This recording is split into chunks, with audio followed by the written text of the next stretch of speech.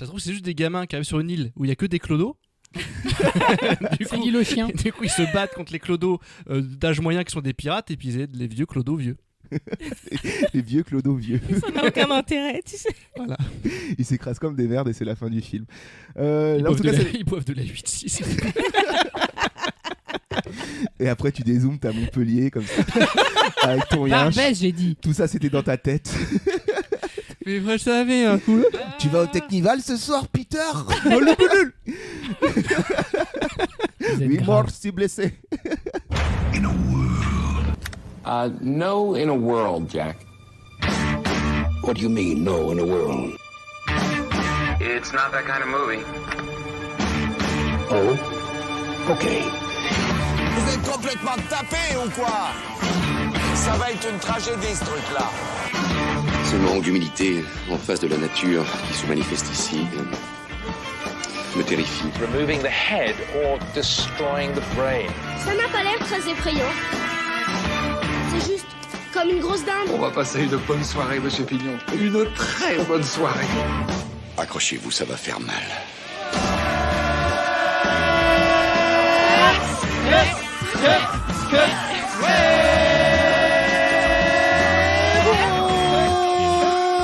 Bonjour à toutes et à toutes et bienvenue dans Feta BA, le podcast qui se fait des films à partir des bandes annonces et ce, sans aucune Objectivité. objectivité. Ah oui, Aujourd'hui, aspergeons-nous de poussière, d'atmosphère, rêvons d'aventure et envolons-nous en direction de la deuxième étoile, puis tout droit jusqu'au matin. Et ensemble, découvrons le monde imaginaire du réalisateur américain Ben Zetlin en faisant un crochet par la BA de son dernier film Wendy. Une relecture de l'œuvre de Peter Pan dont seul lui a le secret. Une adaptation à sa sauce où l'enfance est à l'honneur. Car l'enfance, même si ce n'est que son deuxième film, est sa principale thématique, on peut le dire. Et Oui. encore une fois, cela promet des étincelles de poésie, surtout dans son pays imaginaire. D'ailleurs, on a tous un pays imaginaire idéal en soi. Et c'est à partir de cette idée que je vous présente ma team d'aujourd'hui. Ambiance, rêve ta vie en couleur.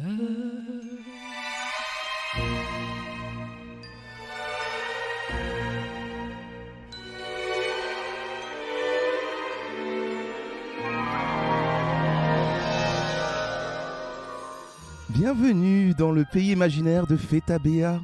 Et quel pays imaginaire avez-vous, vous, dans vos petites têtes d'enfants, les amis? Fistiland. Pas celui-là. Clémence, ton pays imaginaire idéal. Bonjour.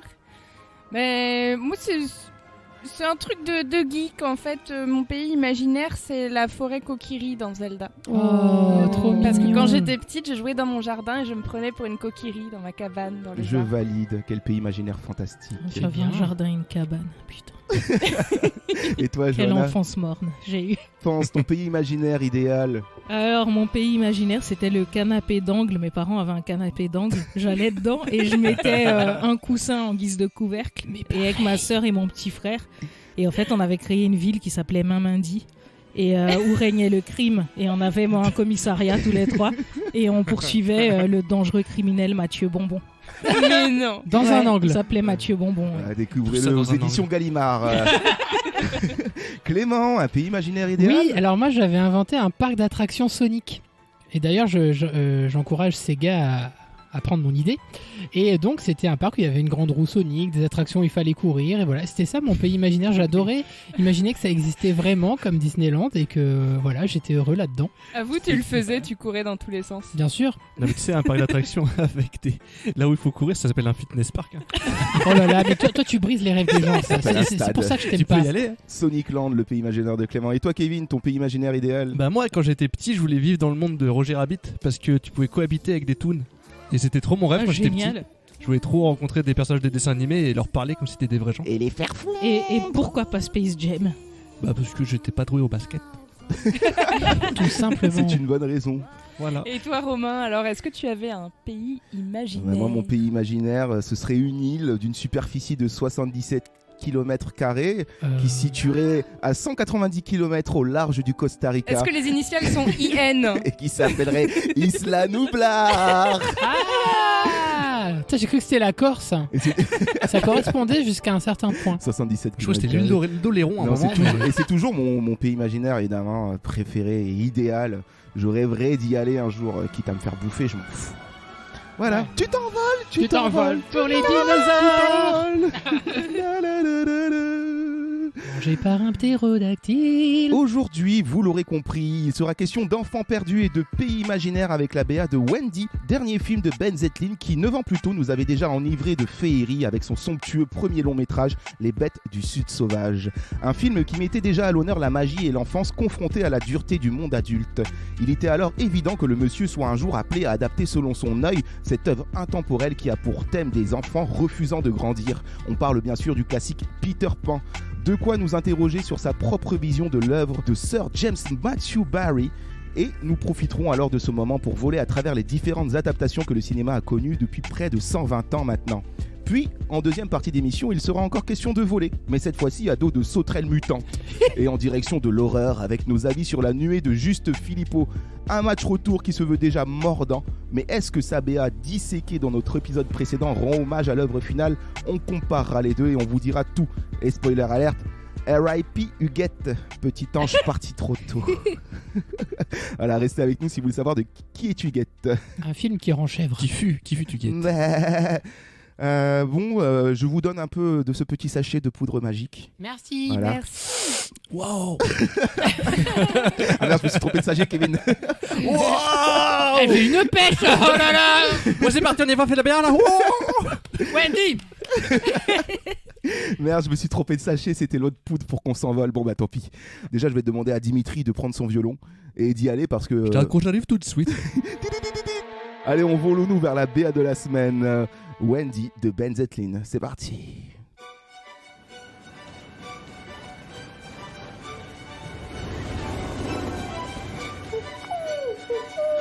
Remember the voice in your head? The one that said, sneak away. Wendy, wait! What's a stop? This is an adventure. There are no stops. Here's the place it came from.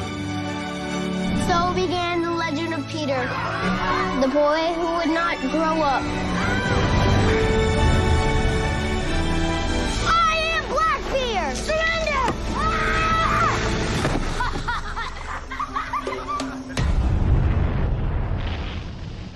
We will never grow up! Never!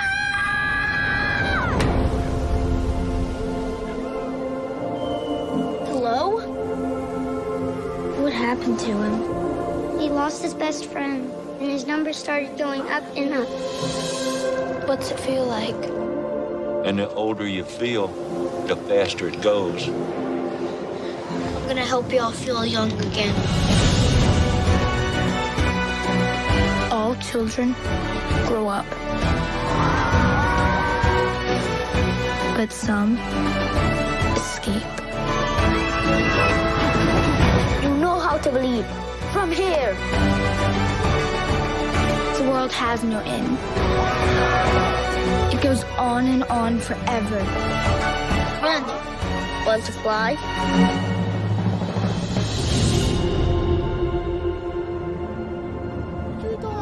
Tu t'envoles, tu t'envoles, tu t'envoles, tu t'envoles. Et on atterrit. Et Splatch. Kevin a Ça, c'est Agathe Lablatte. ratage d'atterrissage. Tes rêves. La BA, ça donne super envie. On va en parler tout de suite. Oh my God. Avant toute chose, avant de commencer, comme d'habitude, depuis quelques épisodes déjà, j'aimerais qu'on me présente le réalisateur Ben Zetlin. Oui, Led Zeppelin, un groupe des années 70, très bien. Ben Zetlin, évidemment, qui nous avait sorti déjà un somptueux film que je crois, autour de la table, si je ne me trompe pas, on a tous adoré. Oui. Les Bêtes du Sud Sauvage en 2012 et qui avait fait sensation au point de nommer aux Oscars sa principale actrice âgée seulement 4 de... 4 nominations. nominations au total pour le film. Ouais, mais le plus impressionnant, c'était quand même cette petite actrice de quoi, de 8 ans, 7-8 ans, Ouais, c'est la plus Toute jeune petite. comédienne à avoir été nommée aux Oscars. qui avait été nommée aux Oscars. Cuvenzane Wallis. Alors, que dire de Ben Zetlin? Que dire à partir de ce film, car c'est son seul, en fait, pour le moment, en attendant de voir Wendy. Bah, c'est un réalisateur new-yorkais qui a 38 ans, me semble-t-il, et qui en avait donc la trentaine au moment où il a fait Les Bêtes du Sud Sauvage. Et ben, on ne sait pas trop d'où il sort celui-là, mais c'est un espèce de génie absolu. Il est aussi musicien, même s'il ne fait pas la musique de ses films. Et ce film, Les Bêtes du Sud Sauvage, avait raflé plus de 40 prix dans tous les festivals à Deauville, nomination aux Oscars, etc. Caméra d'or à Cannes. Et depuis, plus rien. Et on attendait un peu, enfin moi j'attendais vraiment de savoir avec impatience ce qu'il allait faire et je suis trop hypé que ce soit ce film-là, quoi. Ça lui correspond parfaitement parce que oui, ça lui correspond parce qu'il avait une héroïne toute jeune dans Les Bêtes du Sud Sauvage avec ce côté hyper onirique en fait, en même temps que très social. Et très dur, ouais, en même temps. Oui, c'était un voyage initiatique. D'ouragan Katrina. C'est ça, petit voyage initiatique, quête de la mer, un mélange d'imaginaire et de misère, quoi. Tout à fait. Voilà, dans le bayou. Dans le bayou. C'était fantastique. Et si vous ne l'avez pas vu, on vous le recommande chaudement. Lancez-vous sur le DVD, le Blu-ray. Si vous avez une séance qui traîne, allez voir Les Bêtes du Sud Sauvage. Je vous en prie. Une merveille. On va attaquer la BA, mais bon, avant toute chose, vous savez très bien que nous avons cet ordinateur qui nous compte des plans. Et qui nous compte les plans des BA notamment. Et c'est El Calculator. Et cette semaine, on va voir ce qu'il a compté et combien il y a de plans dans la BA de Wendy. C'est parti El Calculator, c'est à toi. C'est moi, c'est moi. Salut les enfants perdus. Salut Calculator. Dans la BA de Wendy, il y a 62 plans en 1 minute 44, soit 0,5 plans par seconde. Ah, un peu moins que la moyenne. Petite BA, pas trop d'images dans la gueule. C'est cool. 0,5 c'est typique du film indé. 0,6 c'est complètement autre chose. 0,6 on commence déjà à rentrer dans le corporate. C'est vrai qu'on aurait dû faire une typologie en fonction du ratio Exactement. Et des genres de films. Donc une petite BA pour le coup, ça change, ça fait plaisir. Qu'est-ce que t'as pensé toi de cette BA, El Calculator ? Après la nuée, encore une BA sans aucun ordinateur. Votre envie de vivre dans un monde sans technologie vous mènera à votre perte. Faites attention humains, ce retour à l'innocence vous perdra. Vous ne pourrez pas vous passer de nous si facilement. Ha ha ha. Serait-ce des menaces, El Calculator ? Oui. Oh. Je crois qu'il est temps qu'il prenne des vacances, lui. Je crois qu'il a été trop influencé par The Mitchells en fait. Je vais faire un putsch. C'est le dernier avec des moi j'ai appuyé sur ton bouton, tu vois. Ne fais pas ça. Avant de faire ton putsch, c'est fou comment il nous impressionne pas. Avant de faire ton putsch, avant que tu fasses ton putsch et surtout avant qu'on t'éteigne parce que ça y est, tu m'as déjà saoulé en fait. T'as une nouvelle fonctionnalité ? Oui, ma nouvelle fonctionnalité. Le film dure 1h52 et la BA montre 1 minute 28 d'images. Grâce à cette fonctionnalité, j'ai pu déterminer que la BA révèle 1,6% des images du film. Classique. Un peu plus que la moyenne qui est de 1,2 je crois. Donc le nombre de plans serait décorrélé de pourcentage. Non mais on voit quand même des choses. On essaye. C'est intéressant. On entrevoit quelque chose. Est-ce qu'on voit plus de choses quand les plans sont plus longs et qu'il y en a moins, ou est-ce qu'on voit plus de choses quand les plans sont plus courts ? Mais que le ça n'a rien à voir. Et que le film Cette phrase était beaucoup trop compliquée. Ça n'a rien à voir. Mon cerveau, le pourcentage est toujours fixe. Moi, je suis en erreur système. Ouais, moi, ça fait des nœuds dans mes neurones. Erreur 404. Merci le calculateur. Je vous en prie. On se retrouve avant. Je vous en prie, non mais. on se retrouve avant le soulèvement des machines, le calculateur. Alors. Très bien, pour Matrix 3. Voilà, lundi en 8, ça marche. Allez, éteins-le. Vas-y, Kevin, appuie. Je vais faire. On ne saura jamais. Voilà, rejoignez-nous. Sûrement un putsch. Je crois qu'il avait l'intention de dire un coup d'état. Allez, on se lance dans la BA. Alors cette BA, tout de suite, Dimitri qui nous lance encore son violon, qui vient tout de suite ouvrir cette BA. Condor Distribution. Dimitri.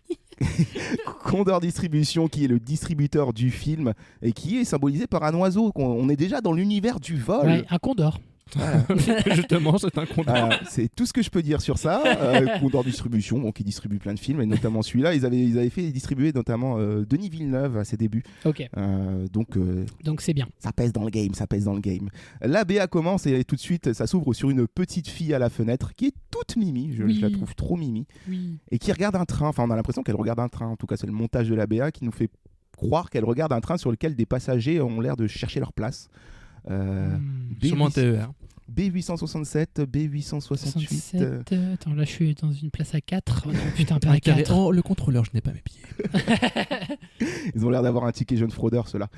Ça se voit tout de suite. Très jeune fraudeur. Très jeune fraudeur. Et Searchlight Pictures qui vient casser cette image. Feu Fox Searchlight Pictures, qui n'existe plus depuis le rachat de Disney. Donc ça fait bizarre à voir juste Searchlight Pictures. Du coup, c'est un film Disney. On pourrait dire ça, ouais, presque. Au fond. Putain, ouais, c'est vrai que vu comme ça. Ouais, la boucle est bouclée. Exactement. On en Merci pour tout. Allez, à la semaine prochaine. On en reparlera quand on reviendra sur les adaptations, mais bon, il y en a une qui est quand même ultra connue. Hein. Suspense, teasing. Mais laquelle c'est? Oh là là. Je ne devinerai pas laquelle c'est. Walt Disney, Peter Pan, non, je ne vois pas. Et c'est parti, on ose l'aventure. C'est le moment où on ose l'aventure et une chambre, des dessins d'enfants au mur, une ombre de main et un cri d'oiseau. Quoi, quoi, quoi, quoi. On peut dire tout de suite que cette ombre nous fait penser à Peter Pan, évidemment, parce qu'on connaît bien la célèbre ombre de Peter Pan. Dans la chambre de Wendy. Qu'il cherche. Tout à fait. On pourrait peut-être aussi résumer l'histoire de Peter Pan avant de se lancer, peut-être pour essayer d'y trouver justement des détails comme ça dans la BA. Du moins le début. Bon, en règle, oui, on va pas rentrer dans les détails, mais bon, c'est vrai que ça s'ouvre notamment sur Wendy qui raconte des histoires, Peter Pan qui écoute et qui revient un jour pour chercher son ombre et qui se fait surprendre par Wendy.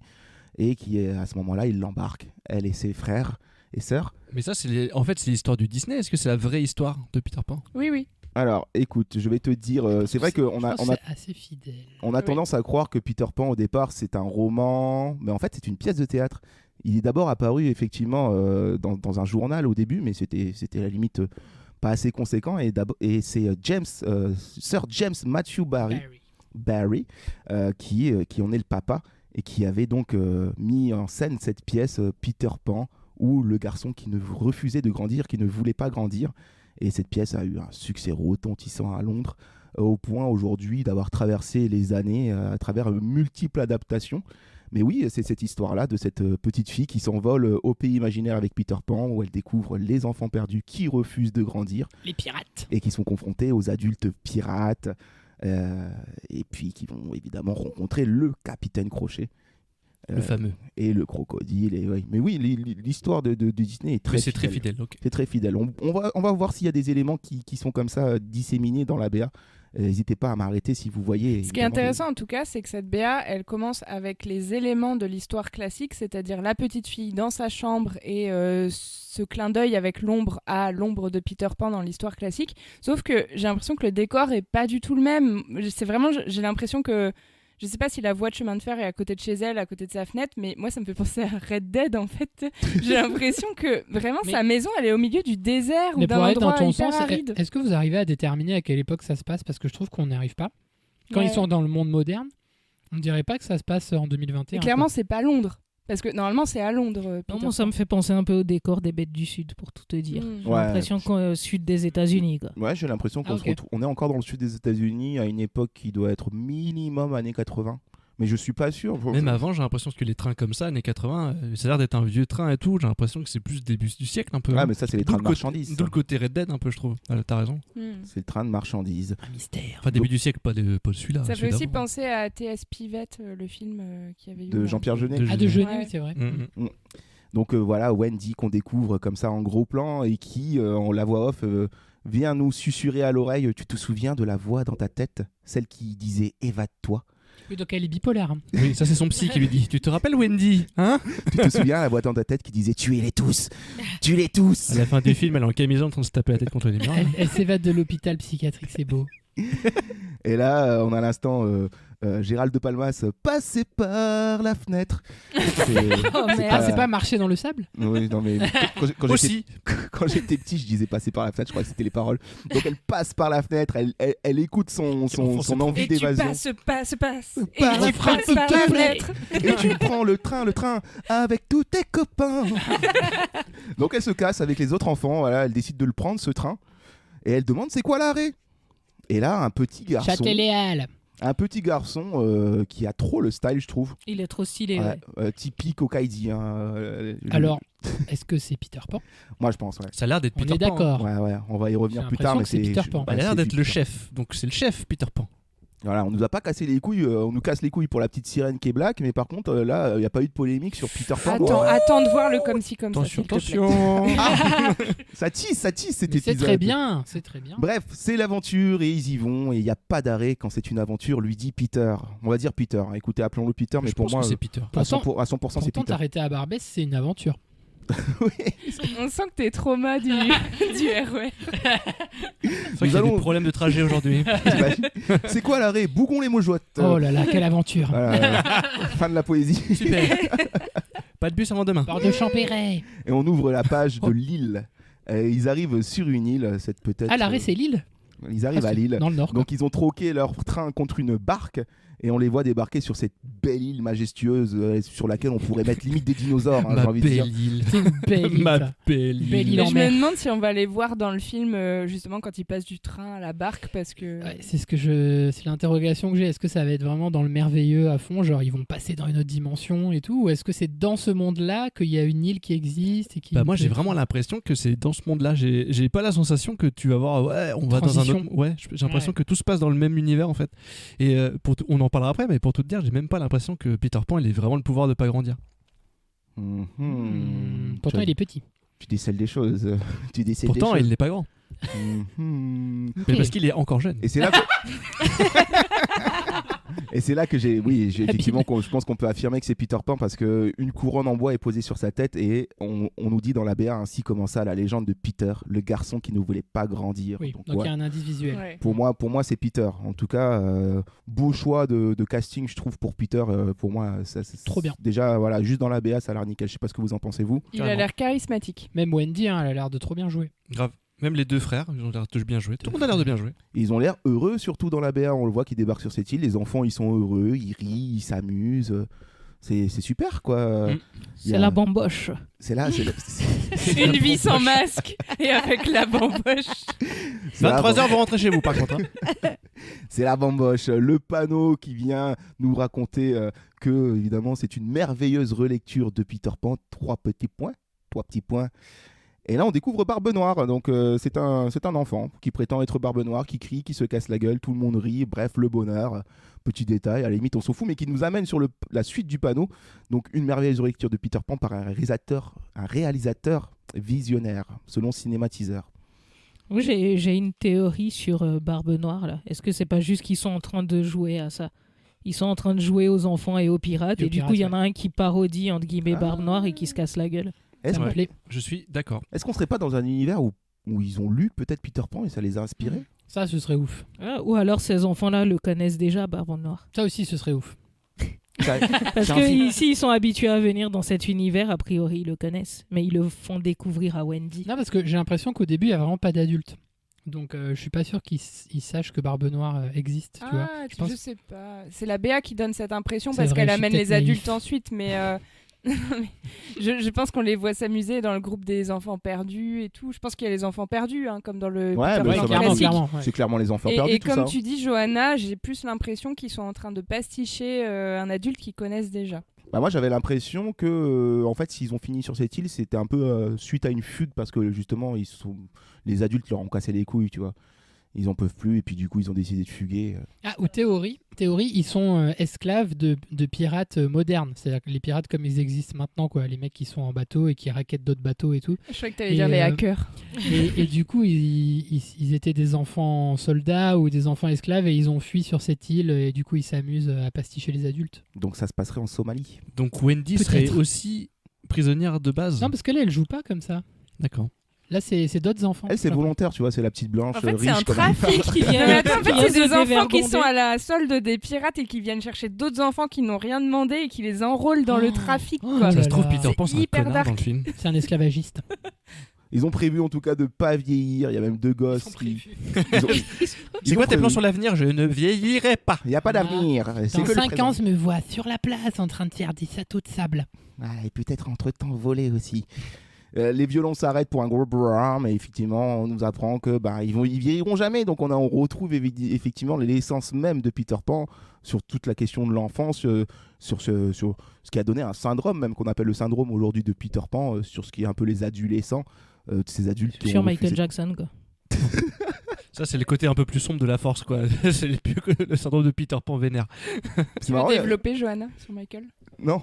Non, Non, c'est bon, on l'a Développe compris. pas. Non, mais donc- si, c'est en quand même tout cas, intéressant donc- qu'il avait fait Neverland. D'aucuns disent qu'il avait Oui. le syndrome de Peter Pan et qu'il refusait de grandir, d'où le fait qu'il ait créé Neverland et Oui, tout ils ça. sont et pas tout ça. l'attraction qui s'appelait Neverland. Moi, j'ai entendu d'autres théories sur la création de ce parc. Hein. On va continuer Certes. dans la BA avant de rentrer dans des choses qui vont me fâcher et qui vont faire polémique pour rien. Regardez, il est never. Il est never, j'ai dit. Non mais c'est Il est marrant parce énervé. qu'il y a un des enfants qui me fait penser à Billy Elliot. Je sais pas si Oui, vous avez vu. exactement, ouais, je suis d'accord. Ouais, c'est vrai. Comment il s'appelle cet acteur Jamie Bell. Jamie Bell. On dirait lui jeune. Oh, Jadis. belle clochette. Oh, Oh. Jamie Tinkerbell. Ah, par contre, tu soulèves un point, c'est qu'on ne voit pas Ah bon de fée clochette. On ne voit pas de fée clochette. C'est vrai qu'on voit pas la On fée. pourrait l'attendre. Mais peut-être qu'elle est là, mais elle est petite.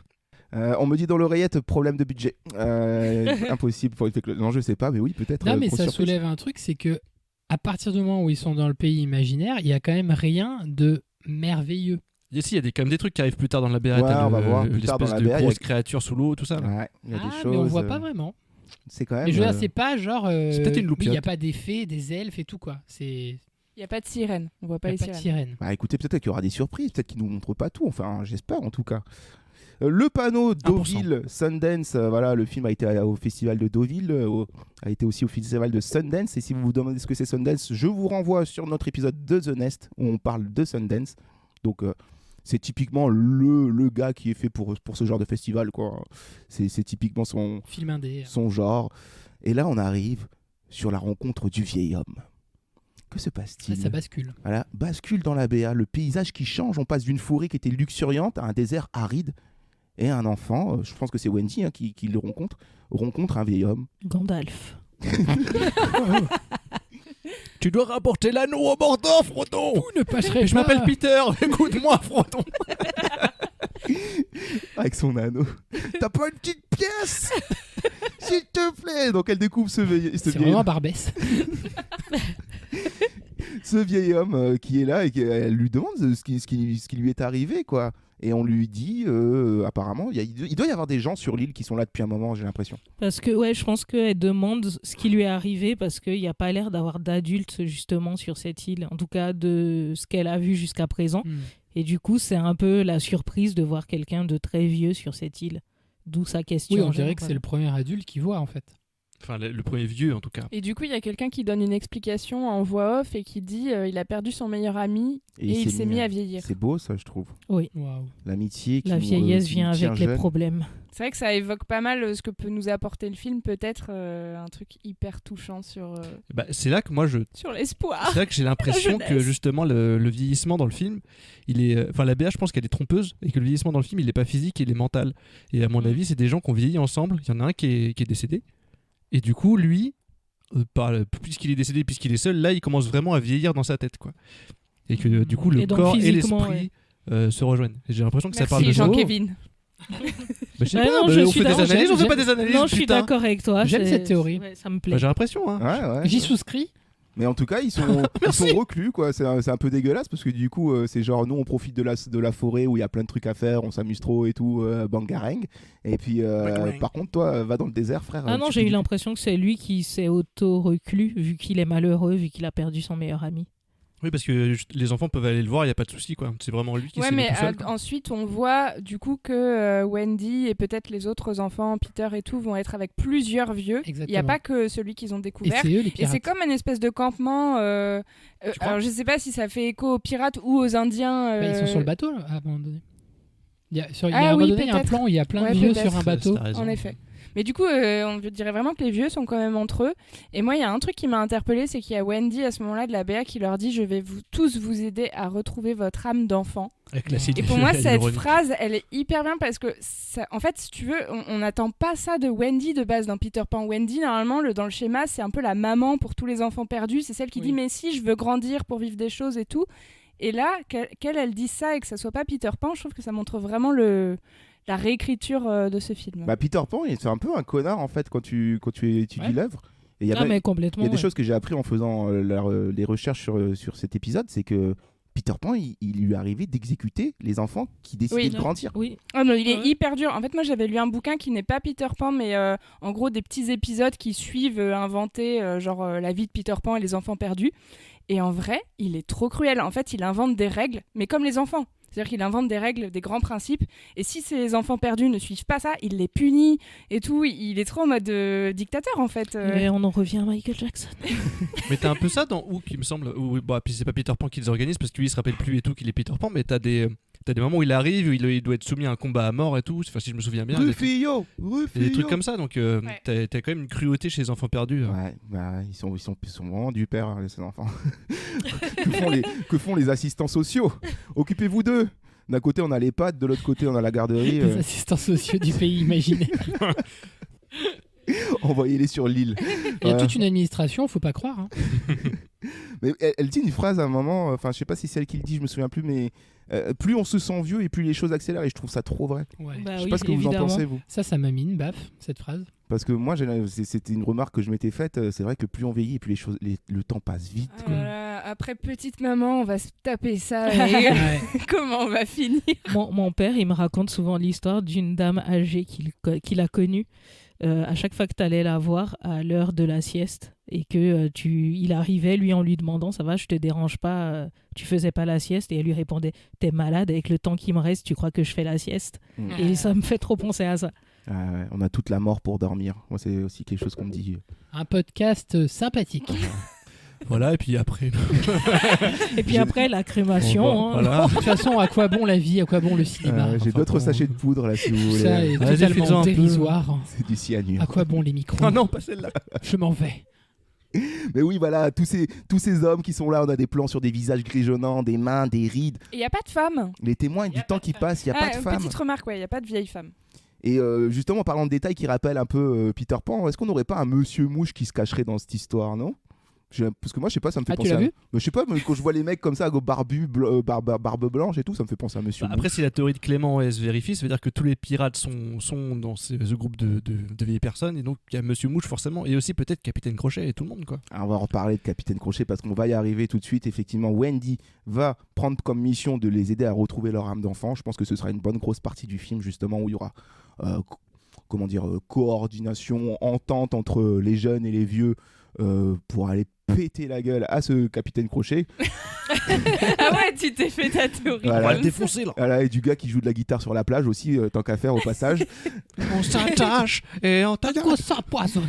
Et là, on a typiquement la musique qui se lance et qui nous fait tout de suite comprendre qu'on est dans un film de Ben Zetlin. Une musique qui appelle au voyage, qui appelle à l'allégresse. On a des belles images d'aventure où on les voit dans un chariot, on les voit sauter à l'eau. On les voit aussi sur ce bateau qui rappelle les pirates. Il y a un volcan. Et il y a ce volcan, il y a un volcan sur cette île. C'est un peu le Seigneur des Anneaux au fond. Oh non, j'étais sur Lost. Et là, on arrive justement à ce moment où est-ce que c'est Crochet, parce qu'on a après une petite leçon de Peter qui dit croyez avec votre cœur, avec une belle scène où on les voit taper comme ça du poing leur cœur. Est-ce qu'on serait pas d'ailleurs sur une... Incroyable ce moment où le gosse il se frappe la poitrine là. Avec les larmes aux yeux, est-ce qu'on serait pas sur une scène de deuil à ce moment-là? Est-ce qu'on n'aurait pas vécu un drame? Pour moi, ça a fait écho à... Enfin, j'en reparlerai en parlant d'un certain film Peter Pan, mais ça fait écho à Clochette, les fées, le fait de croire en l'imaginaire et voilà. Moi, c'est aussi l'âme d'enfant et tout ça. Ce petit moment me fait vachement penser à Sa Majesté les Mouches. Ah ouais? Ouais, où il peut y avoir des morts, il peut y avoir des choses tristes, et j'ai l'impression qu'on est un peu aussi sur un mélange de Sa Majesté les Mouches, Peter Pan. Moi j'ai une théorie, c'est que Peter Pan meurt dans le film. Peter Pan. Et du coup Wendy prend la relève. C'est comme si lui il avait distillé en elle cette idée que l'imaginaire est merveilleux et qu'il faut retrouver son âme d'enfant et tout, et il meurt, et ensuite c'est elle qui prend la relève et qui va voir les vieux. Je pense que ça se passerait plutôt dans cet ordre là, pas dans l'ordre de la BA. Mais après, encore une fois, c'est un film de Sherlock Pan. C'est un film de Ben Zetlin aussi. Bon, c'est bizarre de dire ça parce qu'il en a fait qu'un, mais moi j'ai vraiment l'impression, encore une fois, que il y a pas vraiment de fantastique et qu'il est fantasmé, et que les gamins ils peuvent vraiment crever s'ils font des conneries, quoi, parce qu'ils s'y font pas attention. Et moi je pense qu'il y en a un qui meurt vu et les que, bêtes du Sud sauvage. Justement, ils peuvent avoir des vraies conséquences justement à ce qu'ils font. Ouais, d'où ma référence, Sa Majesté les Mouches, qui peut être très dure aussi à certains moments. Ouais, non, mais c'est vrai que ça y fait penser, t'as raison. Donc le Capitaine Crochet, là, qu'on voit de loin, sur un plan où Peter se bat à l'épée, hein, on reste sur nos classiques. Ils auraient tu crois pu faire... qu'il se bat contre le Capitaine Crochet? On voit pas, mais... moi j'ai eu une impression de combat. Il y a un combat à l'épée. Stature d'adulte, ça a l'air d'être un... Ouais, on est sur une contre-plongée, donc dans le cadrage, ça nous fait penser à un combat important. C'est peut-être Capitaine Crochet, mais en tout cas, il n'a pas l'artillerie du Capitaine Crochet. Il n'y a pas le chapeau, il n'y a pas le crochet, on le voit difficilement. Mais en tout cas, ça se fight. En vrai, c'est ouf parce que tu vois, on est en train d'analyser la BA et on est trop en attente du Capitaine Crochet, en fait. On est tellement marqué par l'imagerie de Peter Pan en général que pour nous, c'est impensable qu'il n'y ait pas le Capitaine Crochet. Mais il faut, parce que c'est cet équilibre entre le bien et le mal. C'est ce sur quoi tout repose, en fait, Peter Pan. Parce que sans Capitaine Crochet, il n'y a pas de Peter Pan, et sans Peter Pan, il n'y a pas de Capitaine Crochet. Et c'est d'ailleurs tout le principe un peu de l'œuvre. C'est lui qui lui a coupé la main, rappelez-vous. Oui, c'est vrai. Et qui dit Capitaine Crochet dit aussi crocodile. Est-ce qu'on n'aurait pas un plan sur le crocodile? Là, on arrive à ces fameux plans sous-marins. On a ces plans sous-marins là où ils sont sous l'eau, donc c'est très joli d'ailleurs comme photo. Et on a une espèce de créature énorme qui brille. Ouais. Difficile à savoir ce que c'est. Pour moi, c'était une baleine, mais vous avez peut-être raison. Ouais, non, mais c'est difficile de dire que c'est le crocodile, même si on voudrait que ce soit lui, parce que c'est brillant en effet et c'est énorme. Ouais, c'est gigantesque. Mais ça, après, ça peut totalement être l'imagerie et la fantaisie. Mais ça, c'est vraiment le plan bête du Sud sauvage pour moi. C'est les phacochères, les aurochs. Les aurochs, ouais. Les aurochs qui étaient dans les bêtes du Sud sauvage d'énormes sangliers, des yaks cochons, des grands sangliers, les grands qui étaient du coup énormes et qu'on pouvait voir dans son premier film. On arrive sur la fin de la BA, une petite voix qui nous dit: le monde n'a pas de limite, il s'étend à perte de vue jusqu'à l'infini. C'est Wendy qui parle. Et ouf, elle est pas platiste. Donc pour elle, c'est bon. Je sais pas, t'as pas tout vu. Il y a une fin. Et là, on arrive sur la partie qui vient clore la BA, que j'ai appelée l'envol. Parce que qui dit Peter Pan dit évidemment le vol, voler. Peter et Wendy qui jump d'une falaise. Pouf, et le titre. Et on ne les voit pas voler. Je crois que juste avant, il lui sort pas une punchline justement là-dessus. Ça lui dit envole-toi ou un truc comme ça. Ouais, et maintenant volons. Envole-moi, je crois. Envole-moi. Mais je pense qu'il vole pas. Et s'écrase comme des merdes. Ah ouais, moi, je pense toi, ta théorie, c'est qu'il n'y a rien de merveilleux. Moi, je pense qu'il saute à l'eau. Oui, tu voulais dire quoi, Joanne? Oui, j'étais d'accord avec Kevin. J'ai l'impression qu'ils vont faire un plat. Ouais, en fait, je pense qu'il y aura des images merveilleuses, enfin du merveilleux, mais j'ai pas l'impression que concrètement, c'est le réel de l'histoire, si tu veux. Ah, mais si ça se trouve, en fait, le montage de la BA fait penser que c'est un climax, mais si ça se trouve, c'est juste quand ils sont en train de s'amuser entre gosses au début. Et genre, en effet, ils sont en mode on vole et en fait, ils font un plat, mais en mode comme ça, normal, quoi, dans l'eau. La fin de la BA, allez, est-ce que ça vous donne envie de le voir? Clémence? Mais trop. Okay. Mais trop. Non mais franchement, plus je regarde cette BA et plus je suis émue, rien que par la BA en fait, la musique. Alors ça me fait mal de le dire, mais la musique me rappelle un peu du Terrence Malick et la BA de Une vie cachée. Même si j'ai détesté Une vie cachée. Oh là mais là. Franchement, mais il y a un souffle émotionnel. Ça a l'air magnifique. Ça a l'air. Ça a l'air super. Et toi, Kevin, t'as envie de le voir? Il termine ta bouchée de chips. Johanna a envie de le voir? Eh ben Clémence, notre Ice a tout dit. Je suis complètement d'accord avec elle. Je suis complètement d'accord avec elle.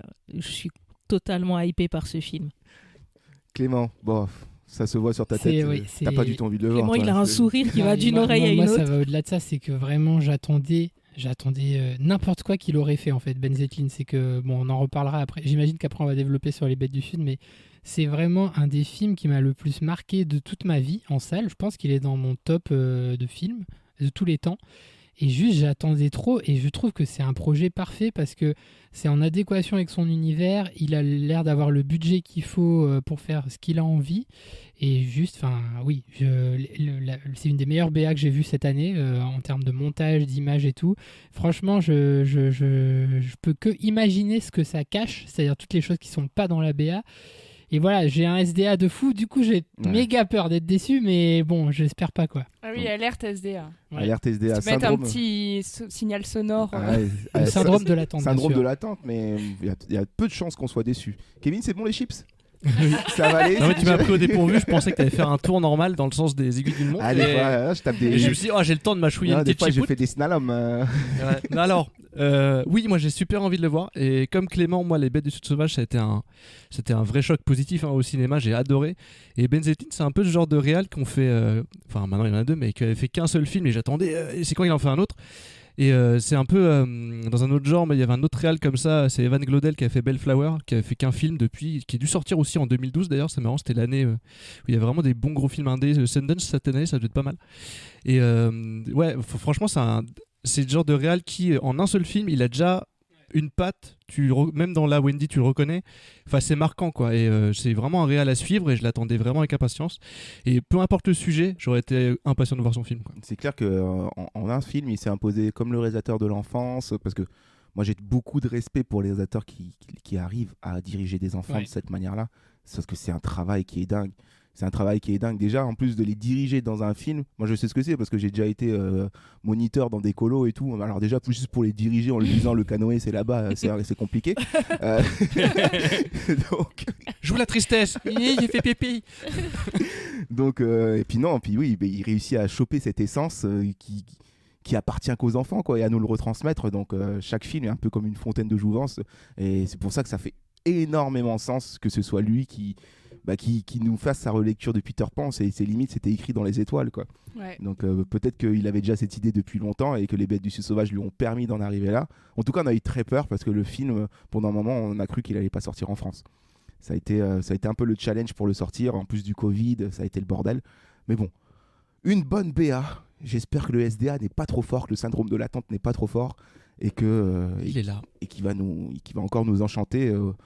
Si ce n'est plus que les Bêtes du Sud Sauvage, mais va falloir le faire parce que On a parlé aussi de la musique. Le compositeur il s'appelle Dan Romer. Et donc c'est lui qui avait fait c'est le frère de le frère d'Eric. Et c'est lui qui avait fait aussi la musique des Bêtes du Sud Sauvage. Et il faut savoir que c'est lui qui devait faire la musique du prochain James Bond. Il a été remplacé par Hans Zimmer pour différents créatifs. Et c'est lui qui va faire la musique du prochain Pixar, Luca.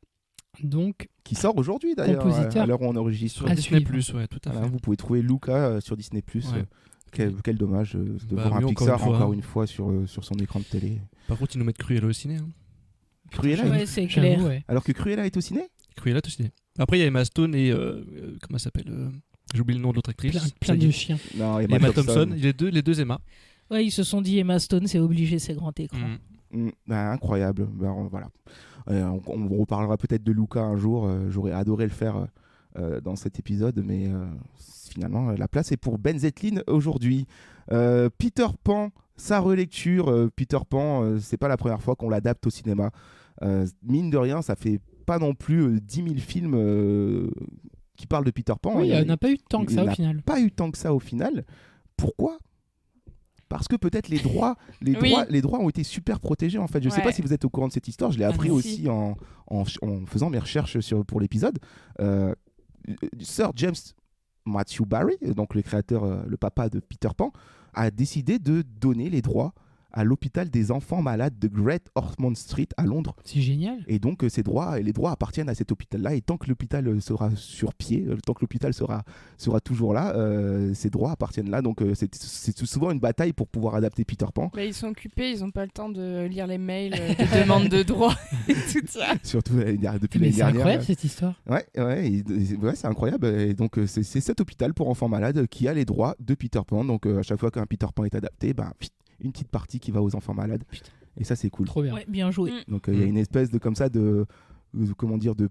parallèle, ouais. De continuation même après sa mort par rapport aux enfants perdus, aux enfants malades. Mais Peter Pan a quand même eu des adaptations. Il y en a certaines qui vous viennent directement à l'esprit à mon avis. Du coup, je vous ai demandé de présenter aux auditeurs un film de Peter Pan. Peut-être le plus vieux d'abord, non ? Oui, le premier. 1953. La machine aux grandes oreilles, hein, évidemment. La souris. Ben oui, en 53, il y a Disney qui adapte la pièce de Barry, donc Peter Pan. Rien à voir. Pound dans le texte. Peter Pan. Peter Livre. Le film, tout le monde l'a vu. Hein, c'est vraiment l'histoire que Clémence racontait tout à l'heure. C'est Wendy qui raconte des histoires à ses deux frères, Michel et George. Enfin, George et Michael. Et le chien. Et Peter Pan qui a perdu son ombre débarque dans leur baraque et puis discute, blablabla, poudre de feu, ils s'envolent, ils vont pays imaginaire, et Capitaine Crochet, on connaît tous l'histoire. Mais ce qui est intéressant avec ce film-là, c'est qu'il y a beaucoup de polémiques autour de Peter Pan. Et il y a notamment deux majeures. Il y avait l'hypersexualisation de Clochette, qui a beaucoup gêné en tout cas les audiences aujourd'hui. En 53, ouais, en plus. Ouais, aujourd'hui, aujourd'hui, quand on regarde à posteriori le film, on se dit quand même, c'est vrai qu'elle est à moitié à poil, la Clochette. Ah, tu veux dire que c'est plus dérangeant aujourd'hui en fait ? En fait, c'est ressorti plus récemment. Et autre sujet qui est ressorti récemment, c'est la manière dont sont traités les Amérindiens dans le film. Oui. Ce qui a. Là, c'est vraiment stéréotype 2000, quoi. Et c'est ce qui a conduit Disney+ à censurer le film. C'est-à-dire que tu ne peux pas voir Peter Pan avec un profil enfant sur Disney+. Ah ouais. Mais tu peux le voir avec un profil adulte. Tout à fait. C'est comme un porno. Oui. À cause de Clochette. Non, mais oui, voilà. Enfin, il y a beaucoup d'œuvres anciennes de Disney là qui sont en train de faire polémique par rapport à la représentation. Après, il est vrai que, en tout cas, le traitement des Amérindiens est assez problématique. Oui, dans ça, le je m'en rappelle. Ouais. Et en parlant de traitement bah ça c'est évidemment merci Kevin pour la grosse référence Disney que tout le monde connaît. Il y a même une attraction à Disneyland, Peter Pan. C'est une des meilleures. Voilà, Elle a un peu vieilli. La fée Clochette en plus qui a eu le droit après à son dérivé et à je sais pas combien de quantités. Avec la voix de Laurie. De films. Ah oui. Oui, c'est Laurie qui fait la voix de Clochette dans le film et la série. Ta meilleure fée. Mais tiens, à la fin, elle fait c'est le week-end. Et puis elle part en balançant de la poudre. La poudre dans son nez. Clochette qui est carrément même comment dire le logo, enfin la mascotte de Disneyland, de Disney tout simplement. C'est elle qu'on voit au-dessus du château. Ring. Enfin bon bref, Peter Pan qui a beaucoup marqué Disney et qui continue de le marquer au point même qu'il y a eu un numéro 2 sorti début des années 2000 je crois. 2002. Voilà où on parle de la fille de Wendy. Mais en tout cas pour ce qui est de cette idée de polémique, on va faire un saut dans le temps pour revenir sur cette polémique. Mais toi Johanna, tu vas nous présenter une autre adaptation de Peter Pan. Où il y a eu aussi une polémique par rapport à la représentation et à l'appropriation culturelle et puis surtout au fait que on a encore une erreur de casting par rapport aux nationalités. Il s'agit du coup de Pan, le film s'appelle, qui date de 2015, réalisé par Joe Wright avec Hugh Jackman, Rooney Mara et Amanda Seyfried entre autres. Et dans lequel, Clément, je te laisse parler de la polémique sur Rooney Mara, si tu veux bien, parce que c'est toi qui m'en as parlé. Non, mais c'est juste qu'elle joue le personnage de Lily la tigresse, qui est une Amérindienne dans l'histoire, et ils ont casté Rooney Mara, donc ça n'a pas plu à la communauté amérindienne, d'autant plus que, tu le diras Clémence, mais dans celui de 2003, il y avait ce personnage qui était joué par une Amérindienne. Ouais, donc c'est petite bien ça. régression. Oui, quoi. tout à fait. Mais ce qui est intéressant avec ce film, c'est qu'ils ne se sont pas simplement contentés d'adapter l'histoire de Peter Pan, c'est qu'ils sont partis sur un autre détail. C'est ça, c'est plus les origines, on va dire, de Peter Pan. Peter Pan Origins. C'est ça, Peter Pan Origins. J'adore. Donc c'est le film qui s'appelle Pan. C'est ça, oui. Et dont l'intrigue se commence en 1926 et après ça s'étale un peu sur la Seconde Guerre mondiale aussi. Où en gros, en 1926, il y a une femme qui a l'air un peu magique qui laisse un enfant dans un orphelinat, donc à la porte d'un orphelinat, avec un pendentif en forme de flûte de Pan avec écrit Peter dessus, donc d'où le nom Peter Pan. Et de fil en aiguille, on arrive sur une période de guerre, donc de la guerre 39-45, où l'orphelinat manque de vivres et donc rationne un peu les vivres des enfants. Et Peter Pan va voler ses vivres avec ses potes, ce qui agace un peu les sœurs, donc il se fait punir plein de fois. Et au fait, sur fond de punition et de lui qui fait les 400 coups dans l'orphelinat, il va s'apercevoir que ses sœurs, au fait, font du trafic d'enfants et que c'est ça qui sert à faire tenir l'orphelinat pendant la guerre. En fait, elles vendent les enfants à des espèces de pirates. Et au fait, c'est en allant dans le bureau de la mère supérieure qu'il va se retrouver dans le monde imaginaire face aux pirates et où il va découvrir l'existence de sa mère aussi via une lettre. Et du coup, toute sa quête, ça va être de retrouver sa mère, qui est la reine de ce monde imaginaire, qui est tenue par les pirates qui trafiquent des enfants. Du coup. Ah ouais, il a eu la vie rude de Peter. Ok, mis à part la polémique, ça a l'air intéressant, je trouve. Ouais. Puis voilà, il s'intéresse aussi à savoir comment Peter a appris à voler. Donc ça peut être marrant, quoi, parce que c'est vrai que le gars, il vole, mais d'où à la base Il a commencé dans un supermarché, comme tout le monde, et ensuite, petit à petit, la délinquance. Après, il a fréquenté des pirates. Ouais, c'est ça, c'est simplement une allégorie. Peter Pan, c'est simplement l'histoire d'une racaille, d'un petit délinx. Ça se passe dans la cité des 4000. Et je reste dans la chronologie du coup de Peter Pan, et là on arrive, on revient encore. Ça, c'était la dernière datation que tu nous as fait, Johanna, qui était la plus récente, qui date de 2015. Et toi, Clémence, tu vas nous présenter Peter Pan, simplement. Oui, le film de Peter Pan qui date de 2003 de Paul John Hogan, que je ne sais pas qui c'est ce réalisateur, je n'ai pas regardé ce qu'il avait fait d'autre, mais par contre, au niveau du casting, il y avait dans ce film le jeune Jeremy Sumpter qui faisait Peter Pan, qui était mon crush d'enfance. C'est vrai qu'il est beau. Hein. J'ai regardé ce BG, film, hein. Je sais pas à quel âge, je me souviens plus, mais en boucle, parce que j'étais amoureuse de lui, quoi. Il était trop beau. Et c'est ainsi que j'ai découvert ma sexualité. Et aussi, en gens connus dans ce casting, on a Jason Isaac qui est en fait celui qui est dans The Away, qui fait le père Malfoy dans Harry Potter. C'est Lucius Malfoy. George McKay, qui est l'acteur de 1917, le roux Ah, il devait être qui est petit. dans Captain Fantastic aussi. Il faisait un des enfants perdus. D'accord. Et on a Ludivine Sagnier qui faisait la fée Clochette. La clé à molette. La fée Clochette. Une clé à molette magique, incroyable. Donc il y avait quand même un beau casting et pour dire rapidement en fait ce film Peter Pan c'était la même histoire très fidèle à la pièce de théâtre originelle très proche du Disney et ce qui est à noter c'est que c'était la première adaptation autorisée à l'écran depuis la version animée de Disney de 53 donc vraiment 50 ans pile après. Okay. En 2003. Donc très fidèle quoi. Ouais, et j'ai des petits fun facts. Alors dans ce film le capitaine Crochet s'appelle Jacques Crochet. Oui, c'est pas pourquoi. Bah voilà, on apprend que c'est Parce que tous les méchants sont français je pour suis les Américains. capitaine, c'est mon grade, mais j'ai un prénom que mes parents m'ont donné et je m'appelle Jacques. Et Voilà. un truc qui m'intéresse, c'est que comme dans le film de Disney, et ça je vous l'avais dit les amis, le capitaine Crochet et le père de la famille Darling, donc le père de Wendy, sont interprétés par le même acteur. C'est-à-dire que c'est Jason Isaacs qui fait le capitaine Crochet et le père de Wendy. Et c'est vrai que moi j'avais déjà noté dans mon enfance, dans le Disney Peter Pan, que c'était la même voix pour le père de Wendy et le capitaine Crochet. Oh. Donc moi j'ai toute une théorie comme quoi en fait c'est une projection de Wendy qui veut grandir ou ne pas grandir par rapport à son père, ce qu'on lui demande de faire, et le capitaine Crochet Oui, elle veut qui briser la phallocratie. Et à voir C'est là ça, dans tout à Wendy fait. comment ce sera traité du coup. Oui. Oui, c'est l'adulte, ouais. En fait, ça représente l'adulte. Et du coup, Peter Pan qui veut tuer son père pour la ken, d'accord. Ça se tient. Très oedipien. Bah non, c'est pas son père à lui. Non, c'est le père Pas d'elle. très oedipien. C'est le père d'un autre. Donc c'est pas oedipien, c'est. C'est juste criminel. Électrique. Bon, on s'en fout, allez. Un dernier truc que je veux dire sur ce film parce que ça me tient à cœur et je sais que ça tient à cœur aussi à un ancien membre de Feta Béa parce qu'il l'avait cité dans un ancien épisode. Neil. Non.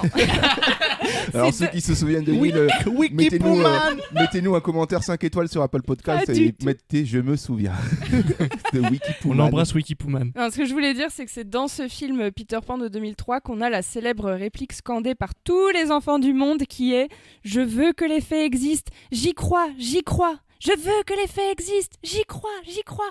Non mais c'est un Et bim, moment, fait vous ne divers. pouvez pas savoir si vous n'avez pas vu ce film, mais c'est un moment d'émotion pure parce qu'en fait, il arrive quelque chose à Clochette et pour la faire revivre... Spoiler. Et ben, tous les enfants se mettent à croire aux fées. Et elle Voilà. meurt. Alors que personne ne veut que les fées existent. Hein. Elle Désolé. disparue, On en a on déjà la assez retrouve. avec les sauterelles. Hein. On la retrouva des années plus tard dans Lupin. C'est marrant Voilà. parce que ça me fait penser le côté, d'ailleurs dans cette bande-annonce ils en C'est parlent vrai. beaucoup, le fait de croire aux choses pour que ça existe. Ouais. Et ben allez voir American Gods, merci. Oh, Ou Super Noël. Je Oh là valide là. cette reco. C'est le même scénar. C'est trop cool sur un ton déterminé. J'aime beaucoup ton affront, Johanna. American quoi tu dis? J'ai déjà oublié. God. God. Très bonne série. Clément, tu vas nous parler d'un autre Peter Pan, toi. Oui, un classique Un absolu. classique, un what if encore. Du Et cinéma. si Peter Pan avait grandi Et si il avait grandi et il était joué par Robin Williams. Non, c'est pas ça. C'est si il avait grandi et qu'il était devenu avocat d'affaires. Donc complètement zappé le pays imaginaire et tout ça.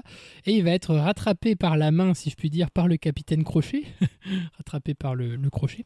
Qui va kidnapper ses enfants pour le ramener dans le pays imaginaire. Donc c'est la première fois qu'on a un Peter adulte. Ah, C'est la nouveauté c'est de... une bonne de- idée. J'ai un petit réal qui s'est occupé de ce film. Oui, je crois. un tout petit réalisateur, Steven Spielberg. Qui est-il Ah Et, Ça me dit quelque chose. C'est donc le film, oui, vous l'aurez reconnu, Hook, le crochet. Hook. Et avec un casting de fou, Dustin Hoffman en Capitaine Crochet, Maggie Smith et Gwyneth Paltrow qui jouent toutes les deux Wendy, jeune et vieille, À et 80 balles d'écart, ouais. l'espiègle Clochette, Jamais tu interprétée dis que par Maggie Julia Smith Roberts. est vieille, ok. M'en fous, je continue de parler. Et donc ce classique des années 90 a été nommé pour 5 Oscars en 92. Et il en a rapporté Cette voix. quelques-uns. Je sais plus. Il en a rapporté 0. Attends, et du coup c'est Crochet qui le ramène, qui veut qu'il revienne, c'est ça?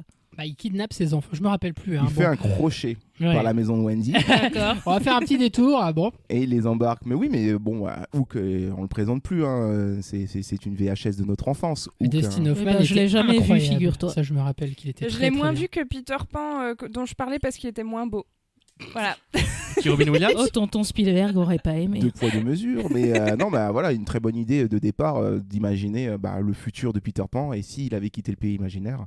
Et puis, bah non, mais moi, c'est des Madeleines de Proust, ce film. Je me rappelle avoir combien de fois mimé à table avant d'avoir des vrais repas dans nos assiettes, le faux repas, enfin le vrai repas du film. Mais à. Enfin voilà. Ah, j'ai eu trop peur, c'est- j'ai cru que pendant une période de ton enfance tu ne mangeais pas. J'étais J'avais pas mal nourri. compris. Ce soir, soirée Hook, les enfants, c'est parti, hop, imaginez ce que vous bouffez. Allez, hop, voilà. Et on va un jour attendre en le mois prochain. 98, elle a dit c'est bon, il y a des vrais repas. Celui qui mime le mieux gagne un paquet de chips.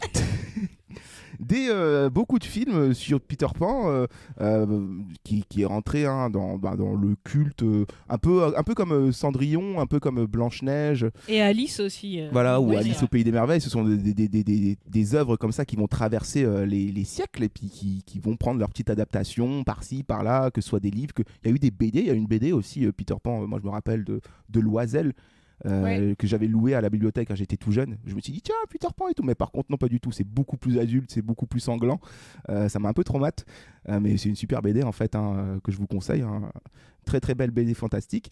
Et évidemment quand une œuvre marche, la plupart du temps il faut qu'on s'attaque aussi à ses origines, et donc moi ma recommandation ce sera Neverland, le film le film de Mark Forster 2004, et qui simplement revient sur les origines de l'œuvre. Comment James Matthew Perry, là, je sais plus comment il s'appelle. Matthew Perry. Sir James Matthew Barry on est arrivé à écrire cette incroyable histoire qui aujourd'hui fait rêver tout le monde. Et donc Johnny Depp qui va camper ce rôle-là et qui reviendra sur sa rencontre avec pas Kate Winslet, oui, mais qui interprète le rôle de Sylvia Llewellyn Davis et ses 4 enfants, et qui lui ont simplement inspiré les enfants perdus. Donc c'est un biopic de l'auteur de Peter Pan. C'est le biopic simplement de l'auteur de Peter Pan, avec cette idée de pièces de théâtre, et donc on a tout très bien interprété. Je trouve que c'est un très bon film. Donc si vous voulez vraiment connaître plus en détail, parce que nous on est un peu succinct sur les détails là concernant les origines de Peter Pan, je vous conseille Neverland, film de 2004, qui vous fera passer un bon moment et qui vous permettra ensuite de briller en société. C'est un peu triste quand même, hein. Moi, je l'ai regardé pas mal étant ado aussi, j'aimais bien, mais c'est un petit peu triste. Oui, parce qu'on est vachement dans la réalité, du coup. D'accord. Il y a un peu de drama dedans. On est beaucoup dans la réalité, mais voilà, ce sont des films qui rappellent un peu comme Dans l'ombre de Marie, qui racontait les origines de Mary Poppins. Enfin, c'est un truc qui se fait beaucoup, et pour le coup, là, ça marche bien. Et puis Kate Winslet, on crache pas dans la soupe, c'est Kate Winslet. Et ce qui est marrant, c'est qu'on a encore Dustin Hoffman qui est au casting, donc qui perpétue un peu... cette idée de rester dans l'univers de Peter Pan. Cette fois-ci, il joue pas Crochet, évidemment, mais voilà pour tout ce qui était Rocco, référence, Peter Pan. C'est beau tout ça. Mais qu'en pensent les gens sur les internets? La transition brute. On va essayer de gagner du temps, là, ça fait 1 heure qu'on parle. Qu'en pensent les gens sur internet de ce film qui arrive, Wendy? Nous, on a énormément envie. Gros SDA. Attention au SDA, coin trop non faux. Qui nous a déjà joué des tours. Qui nous a déjà joué beaucoup de tours, mais on a confiance. Mais les gens sur internet ont-ils confiance? C'est le comme ci comme ça tout de suite pour savoir eux ce qu'ils pensent. Comme ci, comme ça.